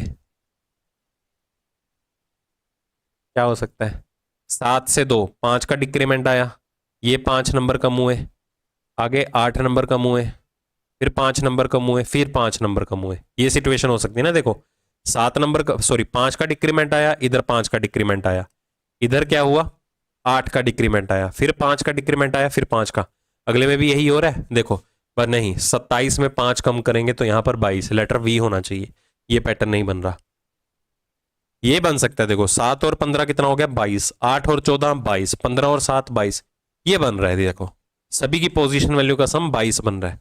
यहां पर देखें 1 और 21 22, 2 और 20 22, बिल्कुल ठीक है, सभी लेटर्स की पोजीशन वैल्यू का सम 22 बन रहा है, वर्ड में दिए गए और कोड में दिए गए। तो 18 में कितना जोड़ेंगे 4, लेटर डी से शुरू होगा, दूसरा लेटर देखने की नीड नहीं है, तीसरे पे हो, 12 में 10 जोड़ोगे, ये भी एलिमिनेट करो, 10 जोड़ेंगे तभी 22 बनेगा, आखिरी लेटर पे स्विच करो, 19 में 3 जोड़ेंगे मतलब लेटर सी। ठीक है, अगला सेकेंड राउंड में अटेम्प्ट करना है, सिटिंग अरेंजमेंट का केस है। कहता 4 मेल्स हैं Q1 से लेके Q4, वो सारे उत्तर दिशा में देख रहे हैं, और 4 फीमेल्स हैं B1 से लेके B4, सारे दक्षिण दिशा की तरफ देख रहे हैं। ठीक है, मतलब वो मेल्स को फेस कर रहे हैं, मतलब दक्षिण दिशा की तरफ है। कहता Q1 and Q4 sit at the ends, Q1 और Q4 चरम छोरों पर बैठे हैं, चरम छोरों पर बैठे हैं, मतलब आप इतना आइडिया ले सकते हैं कि नॉर्थ फेसिंग वाले बॉयज हैं, साउथ फेसिंग वाली गर्ल्स हैं। ये Q वाला सीक्वेंस बन जाएगा, ये B वाला सीक्वेंस बन जाएगा उनके सामने। तो सिर्फ 1 2 3 4 से ही आपको खेलना है। हाँ, अगर आपको दिक्कत लगती है ये सब करने में, तो आप Q1 Q2 Q3 Q4 ये लिख सकते हैं डिटेल में। Next, B3 and Q2 are facing each other, 3 और 2 एक दूसरे के सामने है। ठीक है, 3 मतलब फीमेल हो गई है B3 और Q2। चलो आपके लिए प्रॉब्लम नहीं क्रिएट करता हूं, इसको मैं लिख ही देता हूं, B3 और Q2 एक दूसरे के आमने सामने है, ये Q1 Q4 है, कोई भी आ सकता है, आगे मैं लिख दूंगा। B4 is sitting second to the left of B3, B4 जो है वो B3 के सेकंड लेफ्ट पे है। देखो साउथ फेसिंग में राइट यहां पर होगा, लेफ्ट यहां पर होगा। ठीक है, तो B4 जो है B3 के बाईं और दूसरे प्लेस पे है, तो B3 यहां नहीं आ सकता, B3 यहां नहीं आ सकता, या तो B3 यहां पर होगा या तो यहां पर होगा। ओके, आगे Q4 is facing B1, Q4 जो है वो B1 को फेस कर रहा है, Q4 B1 को फेस कर रहा है। अब B1 इधर भी हो सकता है, B1 इधर भी हो सकता है, क्योंकि Q4 कहीं भी आ सकता है। B1 and B4 are at the ends, B1 और B4 भी एंड पे बैठे हैं। अगर B1 और B4 एंड्स पे बैठे हैं चरम छोरों पर, इधर B3 नहीं आएगा इस जगह पर, क्योंकि अगर इधर B3 हुआ तो उसका बायां दूसरा B4 तो यहां आ जाएगा, बट B4 तो कॉर्नर पे है, तो B3 के लिए पोजीशन फिक्स हो गई, उसका बाएं दूसरे पर B4 आया, ठीक है। और किसके सामने क्या था, Q4 के सामने B1 है, तो ये Q4 हुआ और ये Q1 हुआ, ठीक है। Q4 के सामने कौन है, B1, रह कौन गया इधर, B2, और कौन सा रह गया, B3 के सामने Q2 है, ये Q2 और ये Q1। चलो क्या कहता है, कौन सा कथन सही है, कहता B4 is facing Q1, B4 Q1 को फेस कर रहा है जी, बिल्कुल ठीक है। Q4 जो है second to the left of that male who is facing B2, Q4 उस पुरुष के बाईं और दूसरे प्लेस पे है जो B2 के सामने है। B2 के सामने कौन है, Q1 है, तो Q1 के बाईं और दूसरे प्लेस पे देखो Q4 ही तो हारा है, मतलब ये भी सिचुएशन सही है, मतलब दोनों के दोनों कथन जो है वो सही थे। चलिए ओड वन आउट का केस है, 92, 75, 57। देखो नंबर्स जो हैं वो काफी क्लोज हैं, 2 डिजिट के नंबर, हम ये भी नहीं कह सकते इसमें मल्टीपल यूज हो रहे हैं। तो पहले अगर हम यहां पर गैप मेंटेन करके चलें, देखो गैप अगर मेंटेन करके चलें तो क्या होगा, क्योंकि 5 और 3 2 का गैप, 7 में 3 कम कर दो 4 आ गया। यूनिट प्लेस का रेफरेंस लेके हम डिफरेंस ले लेंगे, कैसे, आप डायरेक्टली तीसरे से पहले नंबर तक अप्रोच कर सकते हो, दैट्स अप टू यू। अगर हम यहां पर बात करें 57 से 75, कितने नंबर बढ़ गए, 18 नंबर बढ़ गए, ठीक है। 75 से 92, 17 नंबर बढ़ गए, मतलब कि जब हम तीसरे से दूसरे पे आएंगे 18 नंबर बढ़ेंगे, दूसरे से पहले पे आएंगे 17 नंबर बढ़ेंगे। हम छोटे नंबर से बड़े नंबर तक ट्रेवल करेंगे, क्योंकि ऐड करना कंपैरेटिवली सब्ट्रैक्ट करने से आसान होता है। तो ऐड करो नंबर्स को। अब देखो 29 में 18 बढ़ा दो 47, बिल्कुल ठीक है। 47 में 17 बढ़ा दो 64, बिल्कुल ठीक है। 50 में 18 बढ़ाए 68, 68 में 17 बढ़ाए 85, बिल्कुल ठीक है। फिर डी ऑप्शन आपका आंसर होगा। ये देखो ये 17 नंबर नहीं बढ़ रहे, 56 में यहां पर 18 नंबर बढ़ रहे हैं, हालांकि 17 का गैप होना चाहिए था, इसलिए डी ऑप्शन आपका आंसर है, ठीक है, D option. Next, cause and effect, 2 statements given है, मतलब कोज एंड इफेक्ट का केस है। Government college in the state have decided to enhance students intake in all the courses from the current academic year। जो present का academic year है, जहां से बच्चों की पढ़ाई जो है ग्रेजुएशन की शुरू होती है, तो कॉलेजेस ने क्या किया, सरकारी कॉलेजेस ने क्या किया है, स्टेट के अंदर डिसाइड किया है स्टूडेंट्स को इन्हांस करने के लिए कि अगर वो एडमिशन लेना चाहते हैं तो सारे के सारे कोर्सेज में एडमिशन ले सकते हैं ड्यूरिंग करंट एकेडमिक ईयर, ठीक है, जितने भी कोर्सेज अवेलेबल हैं राज्य के अंदर। स्टेटमेंट 2 क्या कहता है, the number of applicants for various courses has been continuously growing every year. कहता हर साल जो है जितने भी नंबर ऑफ एप्लीकेंट्स हैं, मतलब अप्लाई करने वाले स्टूडेंट्स जो हैं वेरियस कोर्सेज के लिए, उनकी संख्या जो है वो साल दर साल बढ़ती चली जा रही है। अब देखो डिफरेंट डिफरेंट कोर्सेज के लिए नंबर ऑफ एप्लीकेंट्स की काउंटिंग जो है वो बढ़ती चली जा रही है, तभी तो सरकार ने अनाउंस किया है कि कॉलेज के अंदर सभी कोर्सेज के लिए हम इस एकेडमिक ईयर से एडमिशंस लेना स्टार्ट कर रहे हैं। तो दूसरी की वजह से पहला हो रहा है, तो second is the cause and first is the effect, ठीक है, क्योंकि सरकार इस साल से शुरू कर रही है। ये थोड़ा होएगा कि सरकार ने शुरू कर दिया सारे के सारे कोर्सेज से में एडमिशन देने का, इसलिए बच्चे अप्लाई कर रहे हैं, नहीं, काफी सालों से बच्चे अप्लाई करते चले जा रहे हैं डिफरेंट डिफरेंट कोर्सेज के अंदर, तभी सरकार ने ऐसा डिसीजन लिया है इस साल से।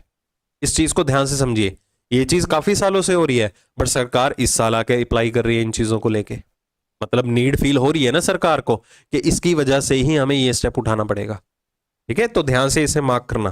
काफियों ने मेरे ख्याल से स्टेटमेंट 1 को कॉज बना के स्टेटमेंट 2 को इफेक्ट बनाया होगा। नेक्स्ट, ये तो खुद से ही अटेम्प्ट करने वाला क्वेश्चन है आपका। अब 145 क्या वर्ड शुरू हो सकता है, पहले ऑप्शन से शुरू करें। 152 1 R E A, REA SHC से कुछ बनता है, नहीं, इससे कोई मीनिंगफुल वर्ड नहीं बनेगा। 4 5 2 4 5 2 मतलब कि SEA RCH ये बन सकता है, देखो सर्च वर्ड बन सकता है। बी ऑप्शन आपका आंसर, SEA RCH, बिल्कुल ठीक है। सर्च वर्ड आपका यहां पर बन रहा है, मीनिंगफुल वर्ड लिख देता हूं मैं, ठीक है। नेक्स्ट, चलो भाई, ये है आपका डिसीजन मेकिंग का केस। क्या कहता है? कहता है you are reversing your vehicle out of a tight parking spot at the shopping mall. In the process, you accidentally scrape the side of the parked car next to you, leaving a visible scratch and a small dent. The owner of the other car is not present, and looking around, you realize no one is witnessed the incident and there are no cameras nearby. Given the situation, which of the following is the most ethical and responsible action? अब हुआ क्या? कहता आप अगर एक mall में जा रखे थे, लेट अस सपोज, आप जो है वहां से निकलने लगे पार्किंग एरिया से, और पार्किंग एरिया जो है काफी ज्यादा कंजेस्टेड था। जैसे ही आप अपनी गाड़ी रिवर्स कर रहे थे ना, आपके बगल में खड़ी गाड़ी के अंदर ना आपने गाड़ी टच कर दी और गाड़ी पे डेंट भी बन गया और स्क्रैच भी दिखने लगा। बट आपने नोटिस किया है जब ये गाड़ी लगी थी ना, वहां पर कोई भी अवेलेबल नहीं था, तो किसी ने इस चीज को देखा भी नहीं। ठीक है, जब अवेलेबल ही नहीं है तो दिखेगा कहां से? और वहां पर कैमरा भी नहीं लगे हुए थे। सारी की सारी सिचुएशन को मद्देनजर रखते हुए आपका एथिकल एक्शन क्या होना चाहिए? ठीक है, तो पहला क्या कहता है? Quickly drive away from the scene before anyone notices, assuming the other driver surely has insurance to cover it. कहता है जल्दी से जल्दी जितना हो सके वहां से भाग निकलो, क्योंकि किसी ने नोटिस ही नहीं किया। ये समझते हुए कि जिस गाड़ी को टच किया है, डेंट पड़ा है, उसके पास तो इंश्योरेंस हो रखा होगा, वो अपने आप ही कवर करवा लेगा डेंट वगैरह। बट ये आपके एथिक्स के अगेंस्ट है अगर उसने इंश्योरेंस ना करवा रखा हो। फिर दूसरा क्या कहता है? स्टॉप योर कार, अपनी गाड़ी को रोके, इंस्पेक्ट द डैमेज, जो भी नुकसान हुआ है उसको इंस्पेक्ट करें, और एक leave a note on the other cars windshield with your name, phone number and explanation of what happened. कहता अपनी कार को रोककर सारे का सारा डैमेज जो है वो इंस्पेक्ट करें, क्योंकि आपने गलती की है। अब वो गाड़ी का मालिक अदर वहां पर अवेलेबल नहीं है, तो एक काम करिए, आप विंडशील्ड के ऊपर ना, ठीक है, साइड मिरर के ऊपर, अब किसी नोट पैड के ऊपर पेन से अपना फोन नंबर लिख दें, मोबाइल नंबर लिख दें, और एक्सप्लेन भी कर दें कि हाँ मुझसे ये गलती हुई है, आप मुझे इस नंबर पर कांटेक्ट कर लें, क्योंकि पता नहीं है ना कि बंदा कब आएगा अपनी गाड़ी को पिक करने। तो this is the genuine and ethical course of action. But आपके मन में डाउट आएगा ये करना सही है, आप अगलों को भी गो थ्रू कर सकते हैं, कोई दिक्कत वाली बात नहीं है इसमें। सिनेरियो बेस्ड क्वेश्चन में ये प्रॉब्लम होती है, जहां पर आपको लगे कि नहीं यार ये चीज तो गलत है, अब उसको एलिमिनेट कर दीजिए। कहता वेट फॉर 2 मिनट्स, 2 मिनट के लिए वेट करें। If the owner does not return by then leave the premises as you can not wait all day. कहता 2 मिनट के लिए वेट करें, अगर वो गाड़ी का मालिक वापस नहीं आता है तो वो एरिया अपने आप छोड़ दें, क्योंकि आप पूरा दिन थोड़ा वेट करने बैठोगे। अब किसने कहा अगर आपको कोई काम था, आपको 2 घंटे लग गए, अब जरूरी है उस बंदे को 2 ही घंटे लगेंगे? क्या पता उसको पूरा दिन लग जाए, क्या पता वहां उस एरिया के अंदर काम करना है, अपने शॉप चलाने आ रखा हो, जॉब के लिए आ रखा हो। जेन्युइन नहीं है। चौथा, park your car on a different floor of the parking lot so that no one suspects you caused the damage. किसी और पार्किंग एरिया में अपनी पार्क जो है वो पार्क कर दो गाड़ी जो है, ठीक है, तो जिससे किसी को पता ना चले कि डैमेज जो है आपकी तरफ वजह से हुआ है। अब आप घर नहीं जाओगे, मतलब अब हफ्ता कोई किसी को पता नहीं चले, हफ्ता आपकी गाड़ी वहीं पर ही खड़ी रहेगी, वहीं पर ही बैठे रहोगे गाड़ी के अंदर ही। इससे तो बेहतर है भाग ही जाओ फिर, जब किसी ने देखा ही नहीं है। तो ये भी एथिकल नहीं है। तो आपका एथिकल कोर्स ऑफ एक्शन कौन सा था? Only and only B option. देखो ये चीजें होती बहुत आसान है, बट थोड़ी टाइम कंज्यूमिंग होती है, रीड करना पड़ता है आपको सारे का सारा केस।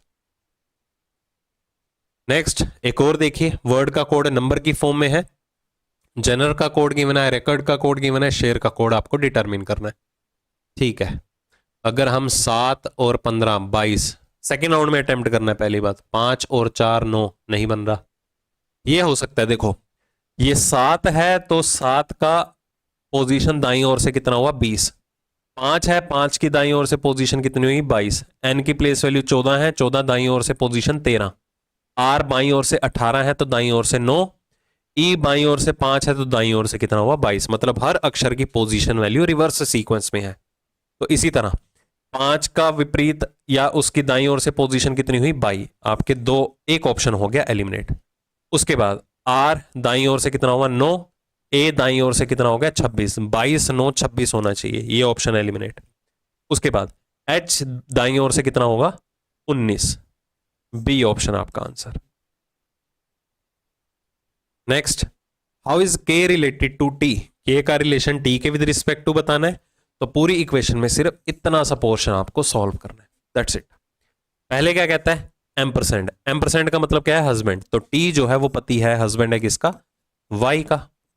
उसके बाद एट द रेट क्या रिप्रेजेंट करता है डॉटर, तो वाई जो है वो बेटी है किसकी एम की।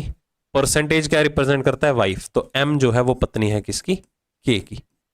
तो के का टी से क्या रिलेशन है, तो के जो है वो टी की पत्नी का पिता है, मतलब के ससुर, मतलब के फादर इन लॉ।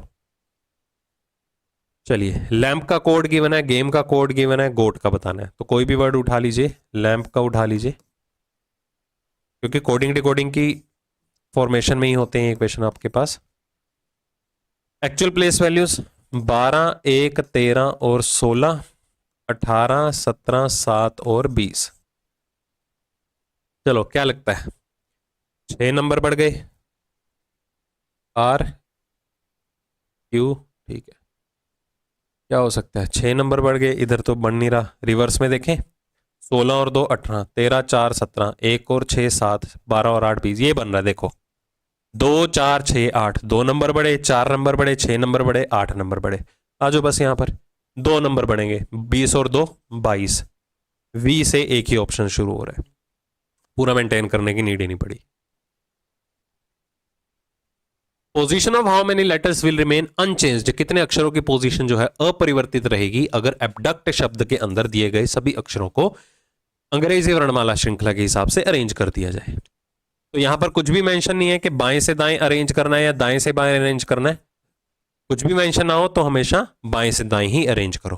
तो सबसे पहले कौन आया ए के बाद कौन आया बी के बाद सी, फिर डी, उसके बाद एस टी यू। ओके, तो 1 2 अक्षर और 3 अक्षर यहां पर ऐसे थे जिन्होंने अपनी पोजीशन को चेंज किया ही नहीं जब हम इन सभी के सभी अक्षरों को अल्फाबेटिकल ऑर्डर में अरेंज कर देंगे।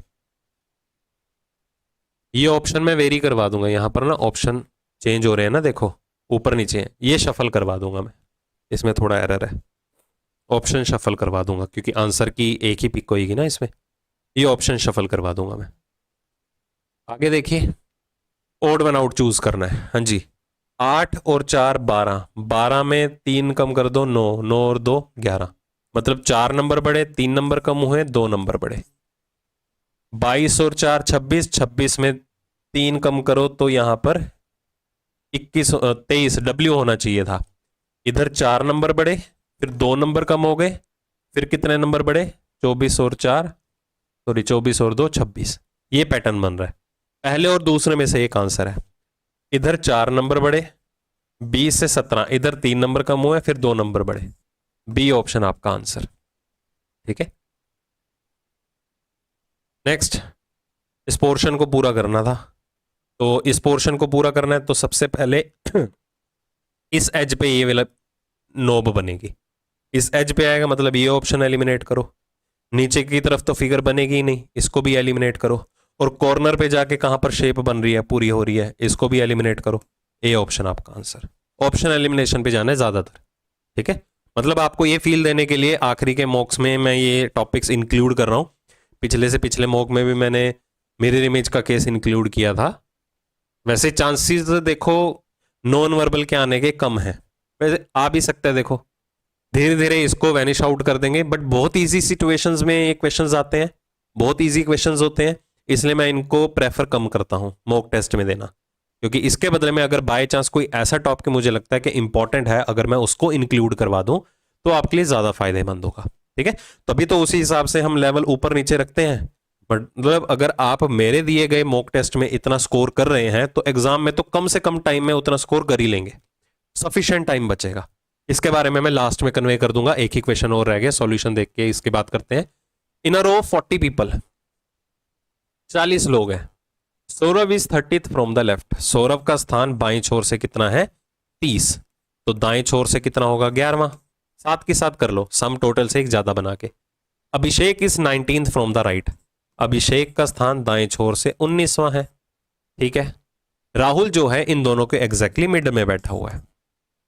ठीक है, अगर दाईं छोर से 19 है तो इसे बाईं छोर से भी कंपेयर कर सकते थे। कितना? 22 from the left, sorry 19th from the right है ना, माय मिस्टेक। 19th राइट तो यहां पर आके बनेगा, एक सेकेंड। अगर ये 11th फ्रॉम द राइट है तो 19th राइट वाला पर्सन तो यहां पर आएगा ना। 19th राइट भी हो गया और 22 लेफ्ट भी हो गया। और एक और पर्सन कौन था? ये अभिषेक था, और राहुल इन दोनों के बिल्कुल मिड में बैठा हुआ है। आगे देखिए, position of Rahul from the right hand of the row. Rahul की पोजीशन दाईं ओर से बतानी है। तो 11 और 19 कितना हो गया? 30।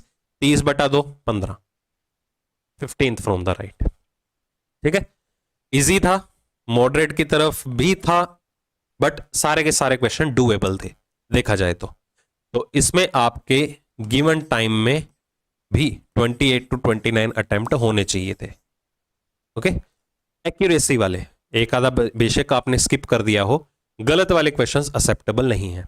अब आती है बात जो मैं पिछले से पिछले क्वेश्चन में बोल रहा था कि इसमें मैं आपको नॉन वर्बल के क्वेश्चन बहुत कम दे रहा हूं, like mirror image, water image वाले, पेपर कटिंग के क्वेश्चंस जो हैं और एम्बेडेड फिगर के क्वेश्चंस, वो मॉक टेस्ट में मैंने इंक्लूड नहीं किए हैं। उसकी जगह पर मैं और क्वेश्चंस को इंक्लूड करवा रहा हूं, जैसे कि डिसीजन मेकिंग वाले, सिनेरियो बेस्ड क्वेश्चंस, मतलब प्रोबेबिलिटी जिनकी है रीसेंट ट्रेंड के हिसाब से वो आ सकते हैं।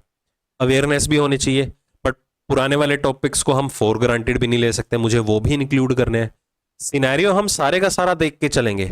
अब ऐसे नॉन वर्बल बेस्ड क्वेश्चन तो मिरर इमेज, वाटर इमेज, ये फालतू के टॉपिक्स आपसे हो जाएंगे क्योंकि बहुत आसान होते हैं, ऑप्शन एलिमिनेशन से इजीली हो जाएंगे।